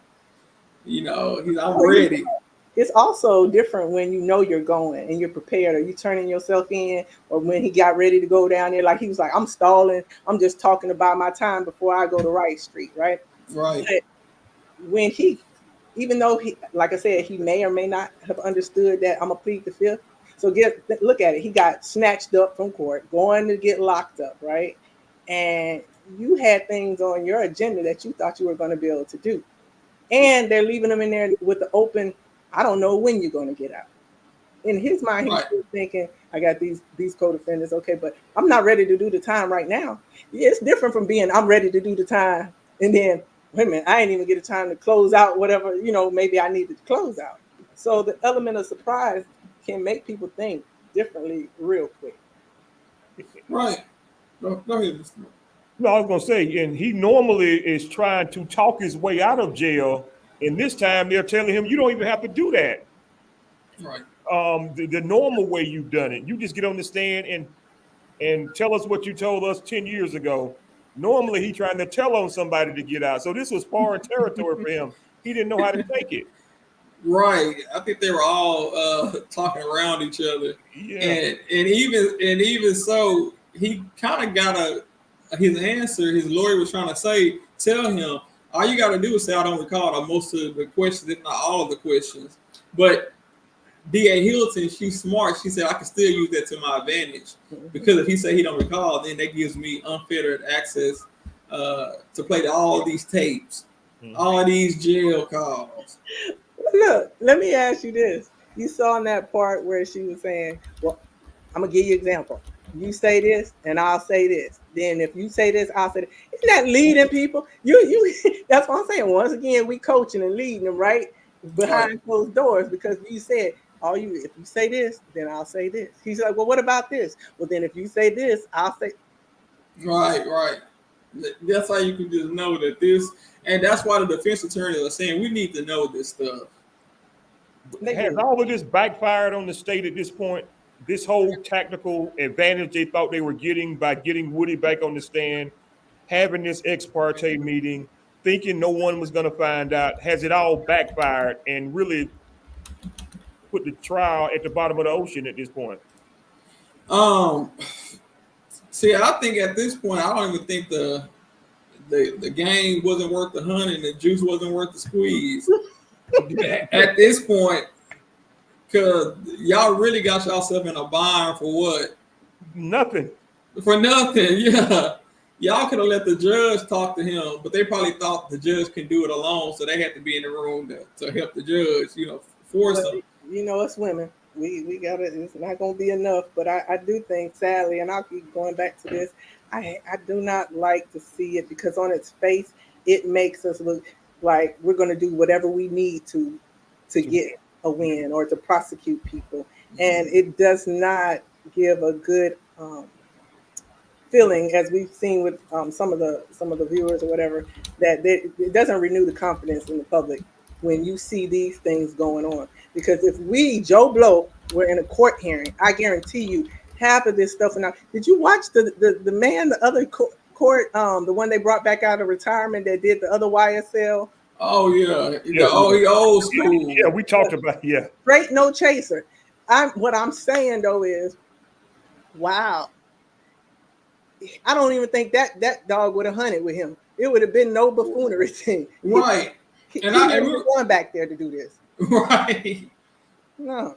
And we kind of talked about him a little bit. And my thing is, like, he was good for that portion, but as far as a trial when you're gonna have potentially 12 different lawyers, like a big move, it's too many moving pieces. That might be too much for him. Yeah. Look, he's retired. That man said he done checked out. He's done. Yeah. You know what? I hate to say it. I had a good time now because I knew who the Four Tops was. I was thinking to myself, I had to Google. This young man had an old spirit, been raised by his grandparents or been around his grandparents. If you had been a young attorney, or let's just say you weren't of the skin test, you would have been sitting up there like, what's the Four Tops? Right. What's the same old song? You know what I'm saying? I'm just saying. Right. And when he said it, the same old song, it wasn't good when his son. Yeah, right. And he said, no disrespect to the Four Tops. I said, that gotta be a group. I never heard of them, so I had to Google them. You didn't even? You didn't? No, that's way before my time. Okay. But I still try to keep up with it, so now I know if I hear it again, I'm gonna know. Or call and let me tell you. But here's the other part in that. This is a good case, an example of, with that mentality, with that mindset. We had a little debacle the other day on your channel, and we had a good back and forth. Oh, come on. But when you have someone who's dug in and entrenched, and that mentality, to me, if you put this YSL case in front of, and I think he's great. Don't get me wrong, I don't even know the man personally, but based upon what I've seen with that interaction, right? If you put a YSL case in front of someone like that, those are different generations. And a lot of times they cannot understand, they do not respect. I'm just saying that what y'all got going on these days, and that music is horrible. It's crap. It's not even music. You see what I'm saying? So that is the thing to me that is the biggest challenge is you have to get this in front of someone who isn't prejudiced just by way of generation gap. Yeah. Do I make Yeah. y'all understand what I'm trying to say? Yeah, it makes sense because a lot of the. Oh, go ahead. Yeah, it's a young and old thing, basically. You see the world differently through different lenses at this point. Mm-hmm. Yeah. And a lot of the youngsters, they using the N-word in a lot of the music. But if you start, the N-word to that judge, especially him being, so seasoned in age, that ain't gonna, go over too well with him because it's a generational gap. Yeah, and in this case, it's a couple of generations. Right. Yeah. A couple. They're not saying it as the way they used it, back in his day. They saying it in the song, but even still, the judge ain't gonna, get down with that, and won't be able to understand why they using, language like that. We're not talking about Glanville. Right. We're talking about the other judge that presided a couple of days ago with the other YSL defendants. Yeah, because that a couple of them guys, I was very proud of them that they were able to at least stand up and. Oh yeah, they stood their ground. In court, you kicked around this problem maybe for half your life or 5 or 10 years, and you got 5 or 10 seconds to argue this case in front of somebody. That itself is astronomical feat. They don't get the offer in that crowd. What was the plea offer? What was the plea offer? But they never said it. No, they didn't put him out there. But I guess with everybody denying it, this right. is the last case scenario. And he was like, this is the last day. Don't come in. What he said, this trial been going on since God created Adam or something. Yeah. He was over it. So my thing was, is it, okay, let's go ahead and get this over with because this is it. Is that also the way to go into that? What I was trying to say was when those gentlemen stood up and were like, hey, we haven't even seen an attorney. One had just met him there for the first time. We haven't got discovered. We haven't did this.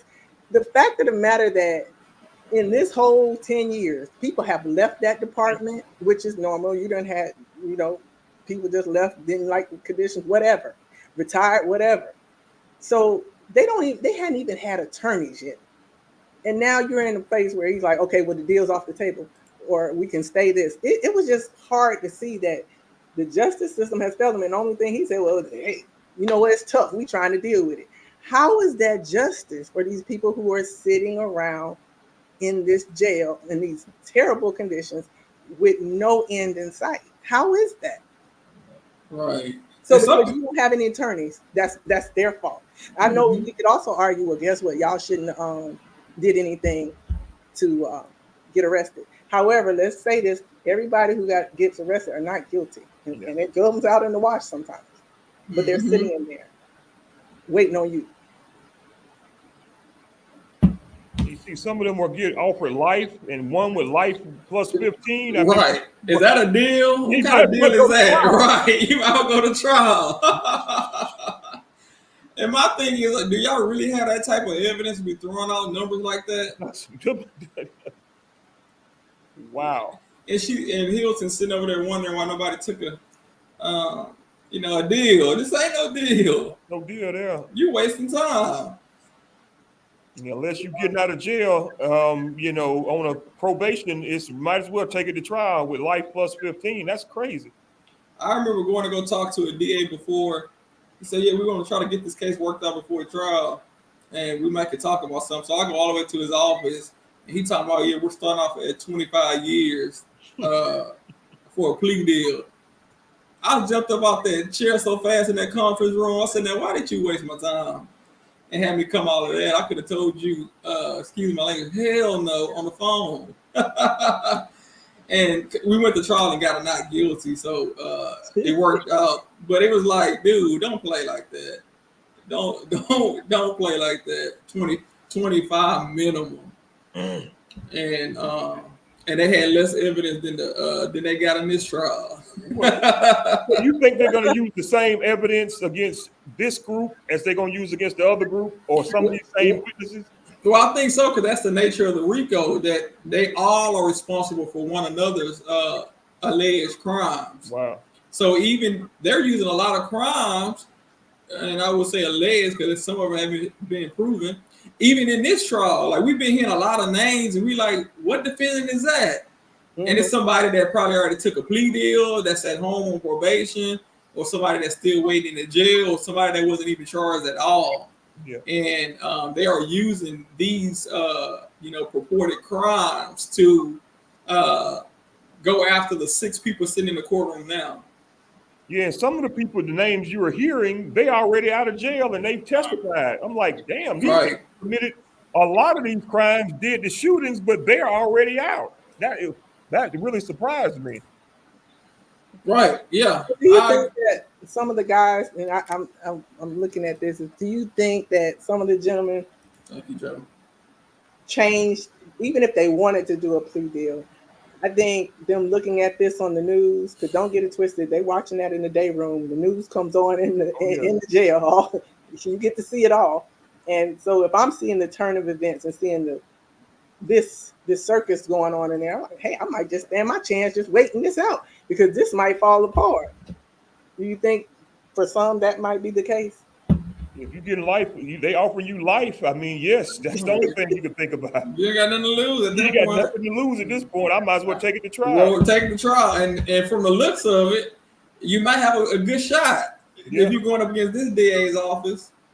So I'm wondering now if the people that took plea deals, if they're like kicking themselves, like, man. Well, now that one of the guys who got out, like Gunner and a few of those other guys who testified, they're already out of jail. So, right, but a lot of them gonna be on probation. Not Gunner. I think Gunner got 5, but most of them got like 20 years probation. Mm-hmm. That means this group of 6 get to walk home free. But if they, the people that got probation mess up within 20 years. And, that's a lot for some of them, because some of them can't go 20 weeks without getting into trouble. Well, I will say this for Ms. Williams is, and I think that might be subject, unless it's in the rights exclusively. I've been on floors in the jails as well, and they run the channel. I mean, no one's running in there when the news comes off or restricting them.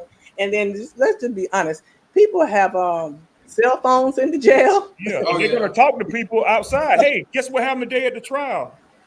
Yes. And so you'd be amazed. They have more access to the information that goes on the street inside the jail. They know more inside than sometimes you do out on the street. And that's also, to me, someone said before about Woody being in and out of jail stuff. Let me tell you something. Criminals or people who live that lifestyle or in and out, they'll tell you they learn more inside the jail than outside, because you have a bunch of people who either got away or didn't get away with something and know how to work the system. So they're all in one area, communicating with each other. Hey, when I did this is how I did it. You get more enriched, to be honest with you. So right. Don't think that they don't learn how to be better criminals. Oh yeah, I hear time and time again. They know a lot in the jail. They'll come. Oh yeah, my cellmate, his lawyer told him this. We need to try this, and next thing you know, it just go around like that, and it's like jailhouse lawyers. I mean, they really exist. Somebody said, I'll take 20 years of probation not to be in DC jail for a year. Okay, then. I mean, that may, and that's the reality. A lot of people take plea deals because it's better than an alternative. Even if they're innocent, they don't have the money to fight the crime. They don't have money to hire a lawyer. They don't have the time to sit in jail without a bond. So what they do, they just sign for the probation just to get it over with. Yeah, I've been there myself, so I can speak firsthand on something like that. So it's happening. It's still happening.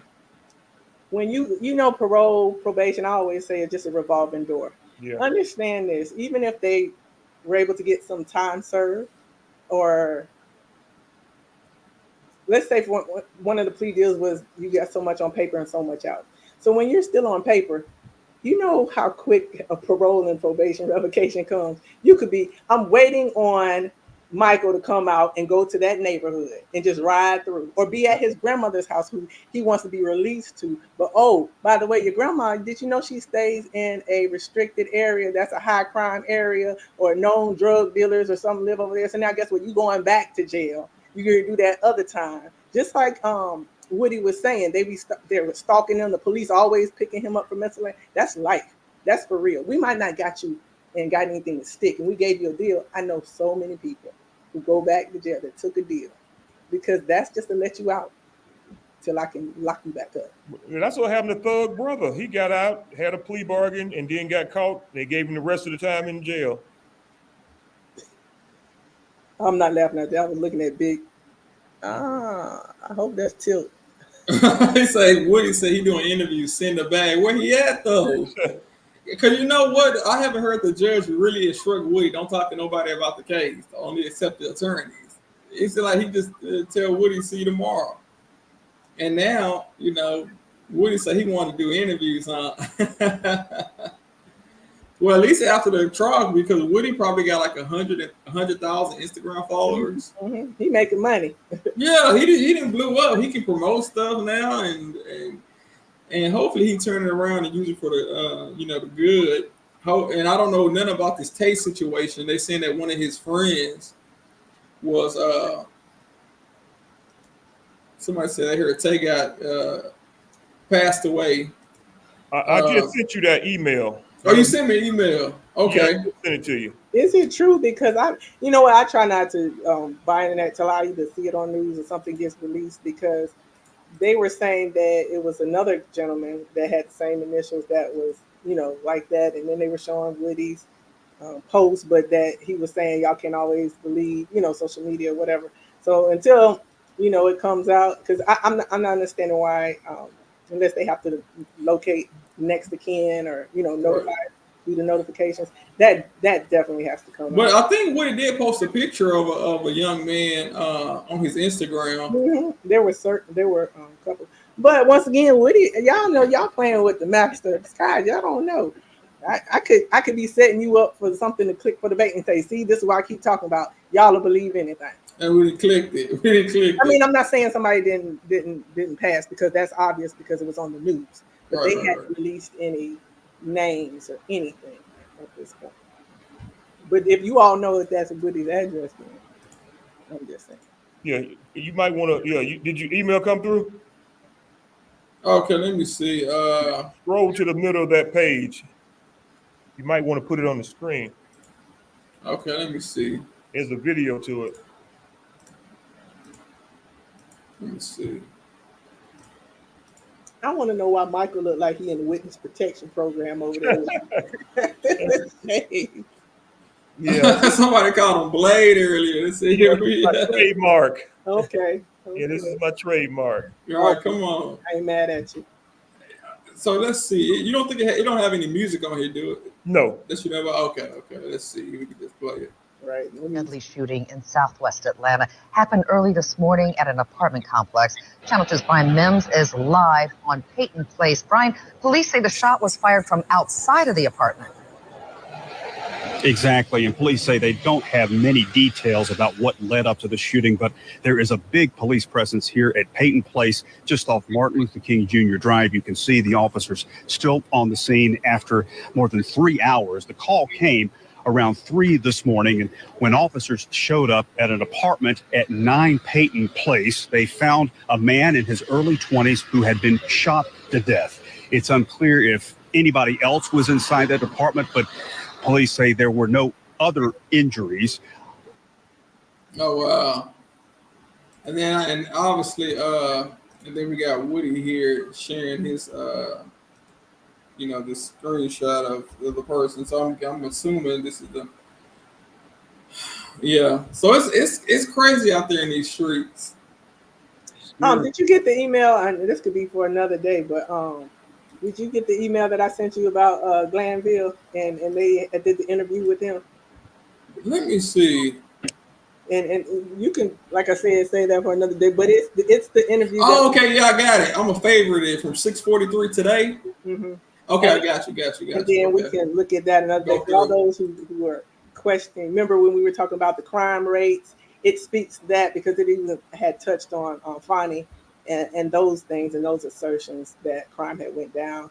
They talked about the COVID period, and they talked one-on-one with Judge Glanville about his staff and how effective some of them have been and how many cases they're actually taken care of and getting off the board. Oh, really? His staff, huh? They can't do nothing if he's taking 1,000 breaks every day. I mean, they can only work at his pace. Man, someone said today when they showed it, I was like, really? Some of them what? 70 days off, 90 days? I was like, Right. You see, in Houston, they have like a chart. They can show what judges are the slowest, who do the most trials. It's in there. It's on there. there. They got that too. Okay. Right. Wow. And because the reason why it was so important, not just because the overcrowding, but there were certain monies earmarked and grants given to them to get the caseload down.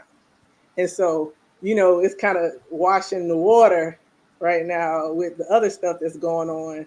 And, Ashley Merchant and them saying, hey, you spent this, you paid for this. And, the money is an issue. Right. The money's funny. And the change is strange. We're going to get to the bottom of it. They made Ashley Merchant a household name off this district attorney's office. They've made her the face of Georgia attorneys.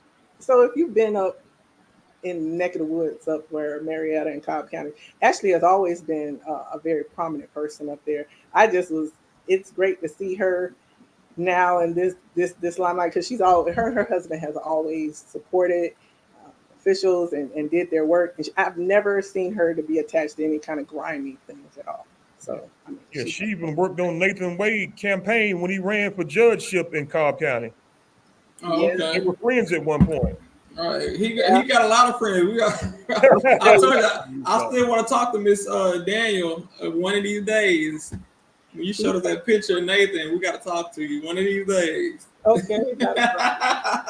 Hey, Governor Barnes is in another picture too. So we got to talk about him to Governor Barnes, which is crazy. So it almost seems as if him and Governor Barnes had some type of, they did. each other. It was like a lot of mentee things, but at the same time, if you notice, Governor Barnes, even though he's old, he still has practice, but he wouldn't even take that prosecutor. No, he wouldn't even touch it. So, just put that in your little toolbox.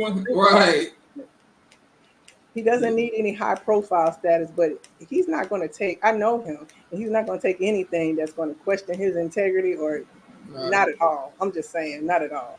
Governor, he probably like, y'all call me down here for this? Yeah. Oh, no, thank you. He got out of there quick, fast, and shut up in a hurry. No, he said no thanks. I wasn't even surprised when they had some of those hearings. And if you thought the YSL case was crazy, trying to listen to those hearings and then see this, it got to a point where I was like, I don't even want to know nothing else.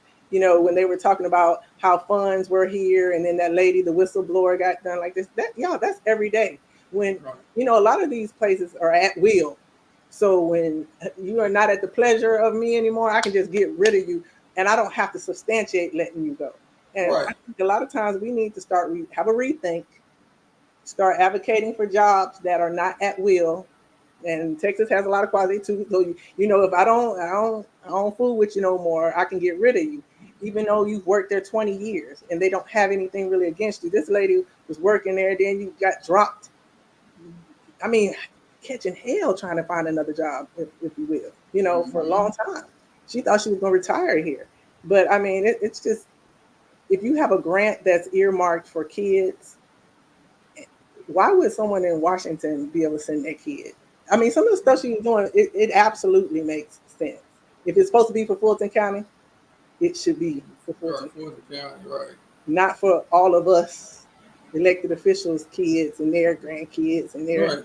But I'm telling you, it happens all the time. Don't fool yourself. It happens all the time. And that's probably what Fonny's position was. Gary, we always do this. That's business as usual. Right, this business as usual. What you talking about? If you upset with this, we sure can't trust you with none of the bigger stuff we got going on. So you gotta go. You got to go. Listen, everybody's going to be. I'm just waiting to see how it's all going to pan out. But I do say the only way things will change is when that mentality changes, and if you have people in different places. I'll just say in the South, you all know there's like the SLC, the Southern Leadership Conference. Those people in those positions sometimes hold real weight. Even when she was, I was just flabbergasted that you were in a church. I wasn't shocked that they invited you. There's certain churches up in Atlanta that are where politicians go. I think during voting season, hey, Ebenezer, you're in the pulpit every Sunday. You pushing it. But for them to be in there and she's saying, okay, I had this affair. If it was in my little church, in the church house, they're not getting you up in there trying to in the pulpit. Like, say what now? And the pastors are like, yeah, we back you. You our person. Right. See, we done got too comfortable. See, back in the day, you might drop right where you stood, playing around in the church like That's that. Right. But nowadays, she was comfortable. She thought she did nothing wrong, even if she was with another woman's husband. I'm like, say what now? Well, according to them, they've been over in his mind.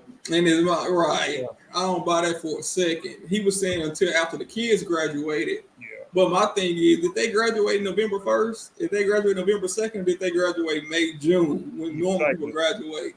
So it was just weird that he said, "Oh, I waited till they graduated, but you did it the day after you got a job, And I know she probably, that's some people. So hey, I'll say that for another day.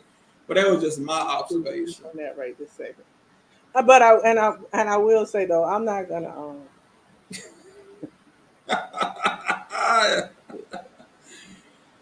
yeah. Right.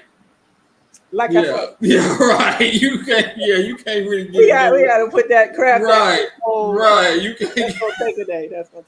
But right. I will say this is that if you're right and you're wrong, you're wrong. You shouldn't hold up for anybody doing something that is if the intent, because there's a whole theory behind why this even came up, and from the inception of it to even bringing the charges and things of that nature. But I mean, when you start to look at that whole thing, I think we have sensationalized a lot of things, not sexualized, as she said, but sensationalized a lot of things, because I see now, especially in certain areas, elected officials, and I'll speak to my I'm not no person who's gonna wear no makeup. I'm not gonna be that person. That's just my preference. However, but to go get a media person just to follow you around, get this, you charging a makeup artist and stuff to the, your place of work and stuff like wait a minute. Right. All we need for you to do is do the job. Right. You understand what I'm saying? You don't need all of that. Right. Yes. It's not. So, I don't get into all the times about, when they on there throwing shade at the ladies or whatever they got on. I'm telling you, this is a long, drawn out case. Right. You better have some clothes in your closet. That's all. Right. A lot of people are commenting on Miss Hilton, wardrobe, but I'm like, if you've been in trial this long, you're gonna start running out. She probably in the back of the closet. Yeah, you gotta find something different. Shop. Right. Yeah. I mean, it's hard. Yeah. That's why you got to piecemeal. You got to wear a different skirt. I'm telling you, I understand. I used to have this thing, like, I never wanted to be on the TV twice with certain outfits. I mean, because you start tripping, like, did I wear this? Because you get so many events, you're like, did I already wear this? So I used to have to rotate it, put this in the closet, or that was one of the reasons why I had started my own clothing line. So let me sew this up, because I know nobody's coming in with what I'm gonna have on. So that was one of those things. But I'm telling you that people don't understand. Every day, all day, it ain't easy as y'all men. Let me switch up a shirt, put on a tie. A different tie, right? Yeah, we can make it work. You gotta have these shoes on. Yeah. Listen, by this time I would have broke down with some flats on at this point in the trial. Right. And another thing, though, who bringing the defendants? Their outfits, they seem to be in something different every day too. Who is that? The defendants.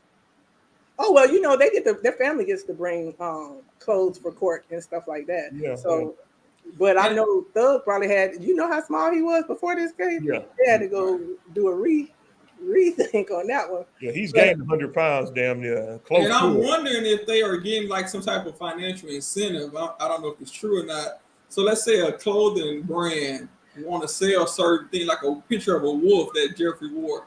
I mean, do you give that to Jeffrey? Hey, wear this to court. People Google it, and next thing you know. Well, you know, he had his own clothing line too. Oh, so okay. He had a lot of that. But for as the attorneys, let me tell you, at a certain point, I'm not going to hold you on this. It got to a point where my calendar was so full. It was one of those. Okay, so all these people keep reaching out to me. Okay, who wants me to wear what? So it gets to. I'm surprised they don't. Well, they might not have that person or them people that like him as well. But we give you clothes to wear, whatever you want. Come pick out this, and this for whatever. That I mean, that when you have a good rapport with people, then that's to me what happens. Because I know I wouldn't be caught on TV twice with something, but someone would be donating every day. Hey, right. It can get to that point. That's why, people say uniforms are bad, but that kind of shields you sometimes, because if you wear the same, if you're an officer, for example, you don't got to worry about too much if you're a regular street patrol or how you look. Because you're going to wear that same, you military, you put on that same every day, so it's so easy. Nobody can talk about you. But when you in like a professional, say like a courtroom on live TV every day, it's like she like. So like the what's his name? The black attorney, for the defense. Adams. He be the silver fox. G up. Matthews. I was like, okay, talk that talk. Come on, come on. Hey, look, I thought Shard at one point. I'm not going. Hey, if it come up, it come out. Some days when he go in there with his swag, I say, "Is he mad? Did he got a black female?" Because sometimes his swag leans to that. I said, which one? Shard. Oh, Shard. Oh yeah, Shard. Yeah. He remind me of the Vanilla Ice Eminem type of dude. Oh yeah, I like Shard. He'll turn one way and walk back to the podium and turn the other way, but he's always on point. Mm-hmm. Yeah, I like Shard. Yeah, he know his stuff, and he's still young enough to understand the lingo of what's going on outside of the courtroom. Like he knows something happened, he back there laughing, like he catch all of that stuff. He not lost. Oh, somebody say his wife. Hey, I'm not surprised. Oh, okay. Now you saying something. Now you saying something. Okay, so listen, I must have been my spidey sense. Hey, they were tingling, huh? Spidey sense, huh? Game peep game. Come on. Yeah, it was some about him, and he was still trying to be respectful to the court. Right. The judge. I like what's his name? What's the other Adams? When they were talking about the lifestyle, and he was like, "Danger!" I thought I was gonna die. Which one? When they were talking about Jeffrey's Thug song lifestyle, and you were the airport guy, and the man was like, "Well, I ain't gonna lie, I have heard about him." Right. Lifestyle. And I think Adam said, "Did you like the song?" He said, and then, and the other side tried to call objection. And he already said yeah, and then the judge was like, overruled, or what did he say? Some overruled, but the other guy said it was a banger. It was a banger, and I think the judge was like, yeah. I think the judge kind of agreed in a playful way. Mm-hmm. But judge, you can't, I don't need you to agree to my song. I need you to let me go home. That's all I'm concerned with if I was Young Thug. But I definitely appreciate y'all for hanging in there with us for this last 3 hours. Yeah. And before that, it was like hours. Yeah, we did 6 hours early, I believe. Right. So it's been a busy, productive day. And I say as soon as we get off, we're gonna get some news about this transcript, and sure enough, but it worked out perfect because somebody else got the. We didn't know Michael was going to do a clothing change. Michael looking sharp. Look at him. Oh, you were on earlier? Okay, I didn't think you were. Yeah, I'm glad you made an appearance. Look, I was on here the other day, but after the other day, I had to do me a recuperation. Okay. It was too much. Right. Sometimes you got to skip a day or two just to regroup. I'm here, but no. Honestly, I listen. Tomorrow I have to get back to my gym rotation because tonight I took off. Thank you for doing that and hanging in there with us. What kind of rotation? Gym. It's. Oh yeah, I'm actually about to go in a few minutes. I'm about to walk around to it. Okay. Yeah, I come off my off season. This is coming off my off season. I took a break, and so prep. I don't think I have a bodybuilding show this on the horizon for the rest of the year. So I'll probably take the next 6 months to be 12 weeks to be back in prep. So. Oh, so you went in heavy. Okay, that's good. Right, she real. Right, she ain't playing. She not playing, faking and shaking. Yeah. Wow. Well, thank y'all again, and hopefully, we can do this again one day. Absolutely. Let me know so I can put that on so I can get. We'll do, and I'm gonna go through both of y'all. Y'all send me some good emails. I'm gonna go through it so we can get some more content to cover. Yeah, and we're gonna if you think about doing my content, I definitely want her back on to. Okay, we'll do. That's fine. I'll see something. Can you see it? I'll take a look Isn't at that funny? I made it. Oh, is that? Let me make it bigger. I don't know how I can do that. Let me see. Oh, hold on. What it say? Feelings are not facts. That's his thug at the table. Yeah, thug in the middle. 12 disciples, right? Right. I'm making that. Look, I gotta press my shirt out. That's gonna be that. Them 12 disciples, because everybody want to judge you, and there's people at the table that ain't for you, because we all know how that went down, right? Right. Yeah. Right. Yeah, we show know. That's good. That's good. Thank you. Did somebody create that? Huh? Somebody created that? I did. You made it. I was gonna push it on, pressing on a t-shirt for tomorrow. Yeah, I told you I had something come. This is what I wanted to ask you about that t-shirt. I mean that shirt you had on the other day about talk that law, right? Okay. Maybe I'm old, but did you have it on the side of your neck for insinuating talk that law, like talking out the side of your neck? Because that's where I was. Actually, I never thought about that, but hey, that's actually good. That's right. That never even crossed my mind. See, wow. So you got Law Malcolm to answer a question before you go. Oh yeah.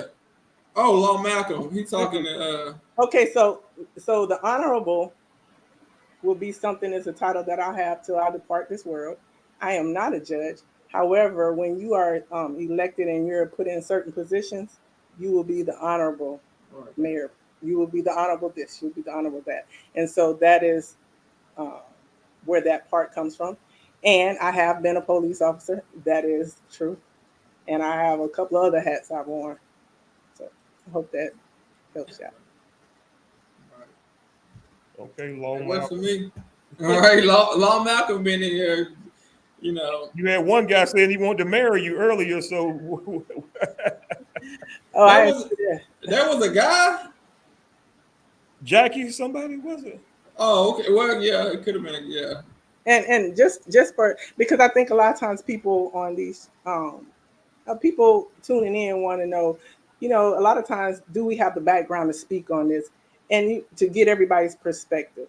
So with Talk That Law, I loved coming to this platform because he is an attorney, so he knows the verbiage. He knows he has more than walk around knowledge, as I like to put it, of the legal system. Being not just a police officer, but working in the court as well, and being on both sides, like I said, of the law. And not going into any detail. No, I've been locked up. No, I hadn't. Yeah, there go Jackie Simpson. I don't know. Right, but Jackie could be a male. We had Jackie Robinson, a lot of different Jackies back in the day. Jackie Chan, but okay. Jackie Chan, right? All right. So that was just me. My bad. But I do the court stuff that I have is not only firsthand, but working very intimately with judges and being in that courtroom and honestly 10, 12, 13 years of litigating a case in a court and it's still ongoing. I've been able to, one, represent myself at times and then, be with attorneys. And of course, whether y'all like it or not, I had a real close friend that is a judge.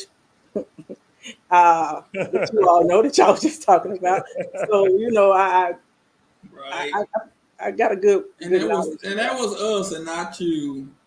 So if he see this, don't take it out on her, but you can still come up and talk. He giving interviews to everybody. Yeah, he come on talk. Tell me right. He all up over there with what's our boy name? The comedian. Man, look. I said, hold on. I said, wait a minute.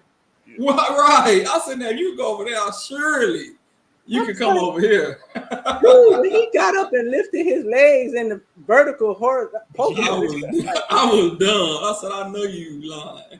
Listen, all exposure. If you ain't a Domino's, but y'all know how all money ain't good money. So, right.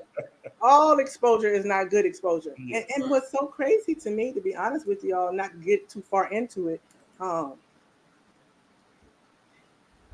Some of the best advice I've taken in my life has come from him. So it had perplexed me at some of the stuff that I've seen that are just totally out of character. But money. They say money talk. And we know the rest. We know the rest. Listen, whatever he had in the phone, though, what they had her under in the phone, I was just like, when somebody in the phone, what you mean? What is it? Afani's contact. Did you see what it was listed up under? I may have it, but I just cringed. And some type of way, Coco was something going on with her YouTube, but she did say good job to all of us. So I just want to let y'all know she said that. And thank you, Miss Melody. Thank you so much. I think sometimes we need to have. I tried to say we had to have a woman to balance out the mojo because some of that stuff that Law was saying earlier, I'm like, man, you can't say some of that stuff without the sexual innuendos going on. Right. I'm glad you were able to get in and balance it out because, I don't know no better half the time, especially when it get late in the evening and the sun start going down. We kept it clean. No, earlier he said something. That's why we started talking about the hot dogs or whatever. But I was trying to get him off of what he said. I was like, if he repeated that back to his Wait, what did I say? I forget what you said, but that's why me and Coco was laughing. I was like, I said, I thought y'all were really talking about it might bust open and something like that. And I'm like, wait, what did I say? I gotta go back. Wait, what? I don't remember him saying it. You sure it was him? Yeah, I'm I remember I thought y'all were saying something about because I said I'm gonna go eat and I thought y'all were saying something about food, hot dogs, and she said maybe I want a hot link right now. Yeah, the 40 in, but you had said, but it's funny, it's cool because I'm gonna go back. I'm gonna go. The video's still up. We gotta go back. I really don't know. I think that's how AV and Lee kind of balance off that because he'll say some highly inappropriate stuff, and then she'll laugh about it, and we'll know where it's going with that. But that always makes for good conversation to keep, break the monotony up. Right. Because we're all human. Right. Yeah. And I'm glad we got a lot to cover today. The transcript, we've been waiting on that forever, and we finally got to see what was inside. Yeah, honestly, the transcripts are not really bad. I mean, it wasn't this explosive. Over and said this happened. A lot of this could have been avoided. Right. He really withheld on. See, he made it worse all the way. He made it worse by not telling them. He made it worse by even agreeing to the meeting. And he made it worse by not releasing these transcripts. It's really not that bad unless they clean them up. Unless they, it's like, okay. But you know what I think, though? It's it's not. It's like lying to your parents and you thought it was going to be worse than what it was. It really wasn't that bad if you just came forward. Yeah, that's right. They weren't bad. You can understand why Miss Hilton took her approach. Right. You can understand that. Right. The judge said what he said. He really didn't say much. But the fact that the cover-up is always bigger than the crime. Right. That's what. Yep. Exactly. You That got one- it. You own it. You own it. That's It's some it. real Richard Nixon type stuff here. It was unnecessary. Yeah. It wasn't. It wasn't Right. near I as mean, bad. it just exposes things. It puts eye on something that, to be honest with you, it was not bad to us. But if I was in that position, it would appear bad to me. You know why? Because it creates that Impropriety. little slight. Remember what they said? The Weinstein said you had to have for a reasonable person to question why this conversation was had, and Right. is it going to be detrimental to the other side? Anybody could argue both sides at this point. I could say, yeah, there's some things that happen in there that definitely Jeffrey and his counsel, all the defendants should have had. Yeah. That's true. So it's bad up under the point of you did this. What's bad is you did it and you didn't have to. No, you didn't have to. Yeah. And that was the same thing like with the Trump trial, and when he had that going on, and the whole hush money thing, signing books, or because they didn't want it to get out allegedly about the girl, and it come to find out the American people, they wanted him anyway. They didn't care how many right. Ones he talked to, didn't talk to. Like they wanted him, they voted for him no matter what. Yeah. So it was almost as if like, hey, they weren't even, that wasn't even needed. And his lawyer advised him to, to doctor the books, and I'm not saying that because I'm taking a position on whether his presidency. I'm just saying in general, as far as that didn't even need to happen. No, they didn't even need to cover up nothing about because a tape that came out since then and all type of stuff, and they still marching on along with her. Yeah, and I mean, honestly, you could have not paid her and just confronted it, and okay, it's my word against yours.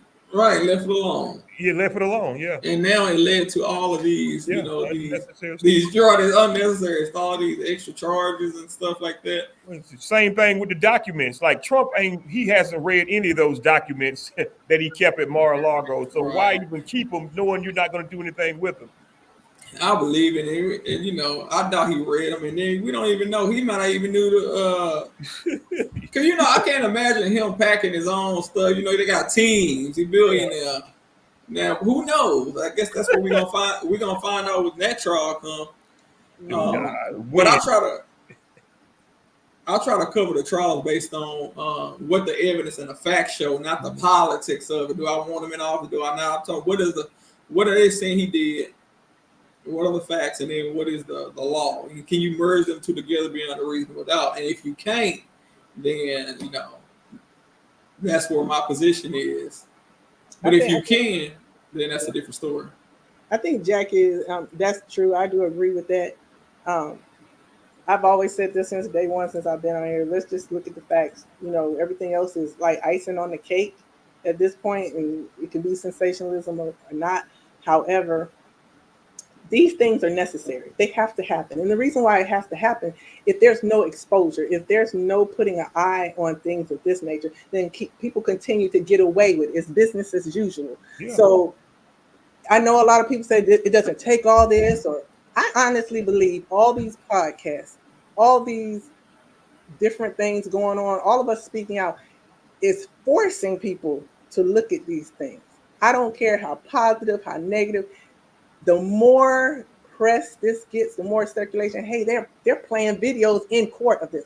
This is the way of the future. This is what it's going to be. Oh yeah, it's not like back in the days where we couldn't take a phone and videotape it and record somebody like that and expose it. So today, just know you will be exposed. Someone is always watching, just like Judge Peterson.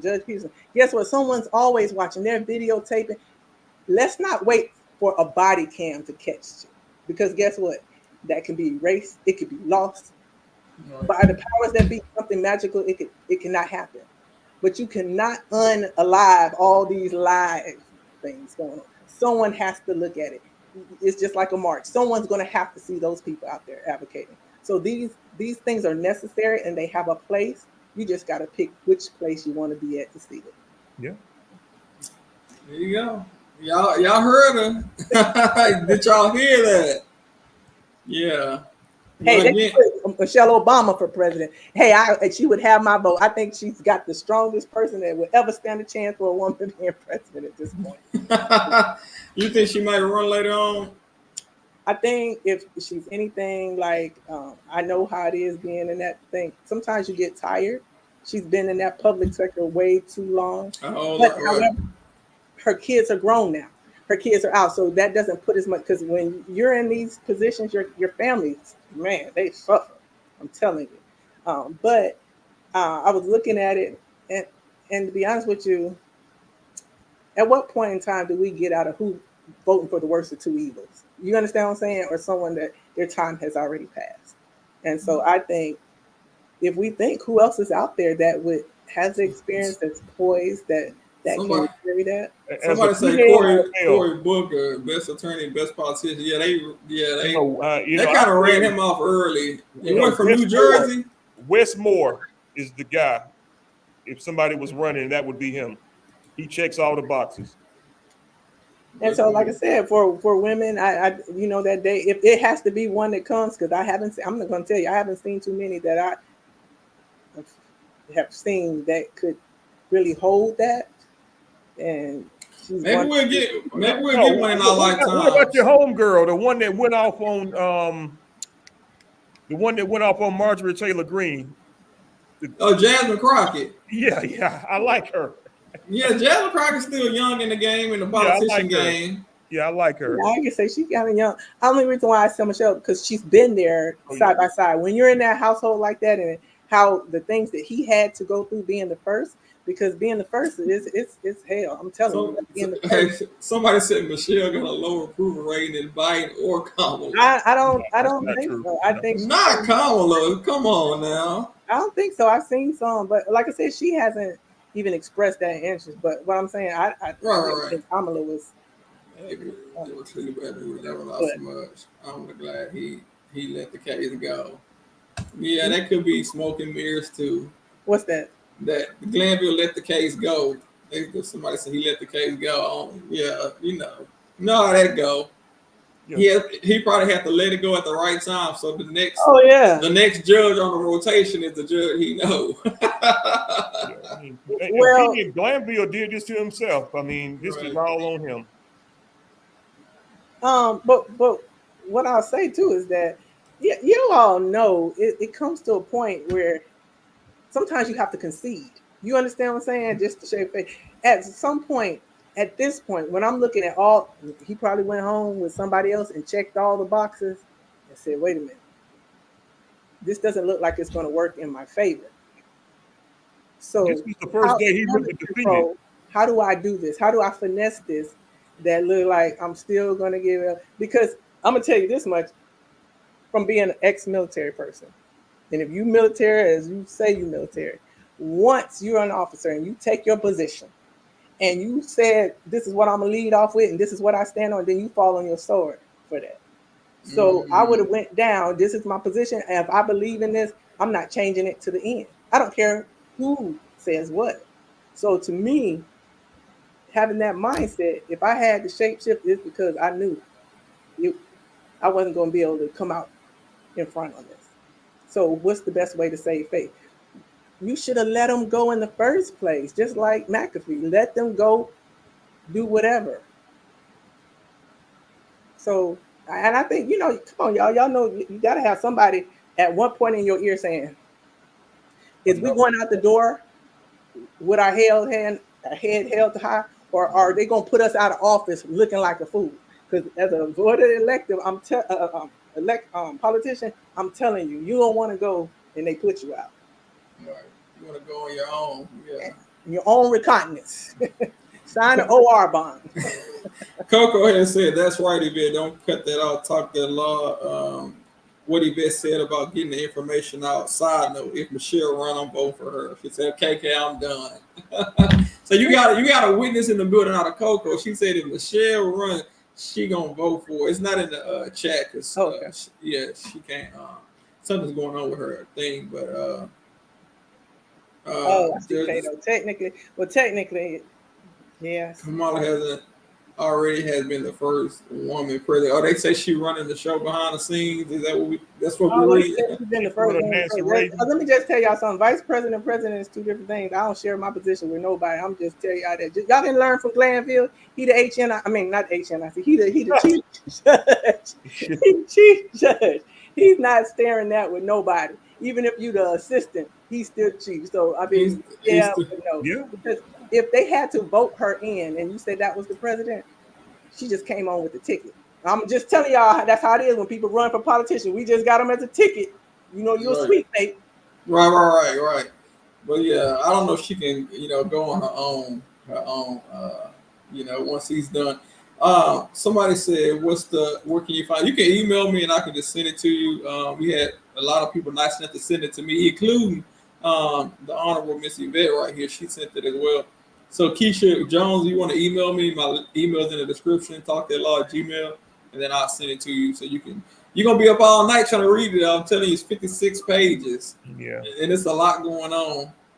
But yeah, thank y'all again so much. I know y'all got to go and you got to go to the gym. Yeah. But thanks again, and hopefully we'll be back soon to do some more. All right. Well, check y'all have a happy 4th check our emails out whenever you get a chance. Okay. Yeah. Thank you. Same to you. And y'all have a happy 4th if that's what y'all celebrating. Some of y'all celebrated last on the 19th of June. Yeah. She said, right, that was our 4th of July. Yeah, you know I was coming with it. Listen, I was coming with it, but I'm being politically correct. Correct. Oh, yeah, they're going to pop them firecrackers all night. They already started. Okay. I can't even do a live stream. They're going to be popping. Does she have to be politically correct on this show? Oh, no. Okay, you heard that, didn't you? That's not a requirement.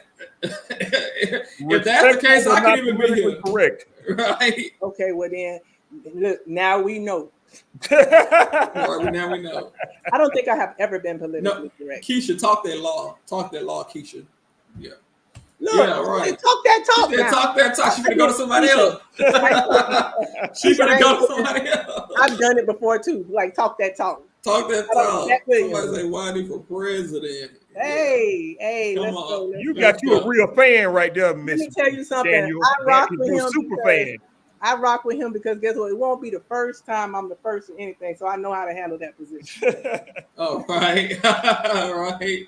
You already been the first. All right, thank you, Lawman. All right, now. All right, well, thank y'all. Y'all have a good night, and I'll catch y'all on the next one. Okay. All right. All right. Okay, see y'all. Mike, drop your D. Drop your S. Wait, say that again.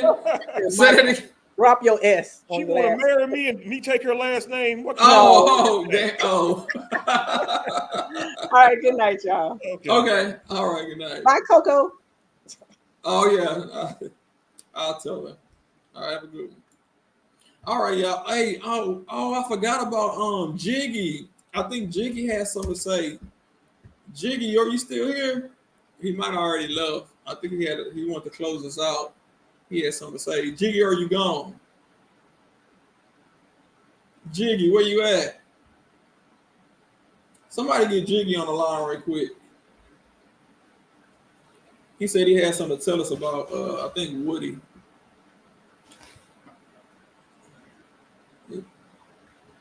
All right, Jiggy, we're going to give you about... Jiggy might be gone. What y'all think? Or anybody else that want to click the link or last final comments? Nobody? Going once, going twice. Well, I want to thank y'all for stopping by. I definitely appreciate it.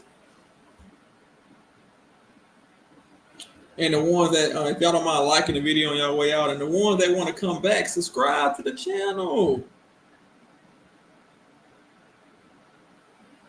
Yeah, subscribe to the channel. Y'all want to come back and talk some more. All right, y'all, let's get out of here. Before I go, let me give my legal disclaimer. No legal advice intended. I'm a lawyer, but I'm not your lawyer. I'm just here to talk that law. All right, y'all, have a good night. I'll see y'all on the next one. Thanks again for the support. Let's go.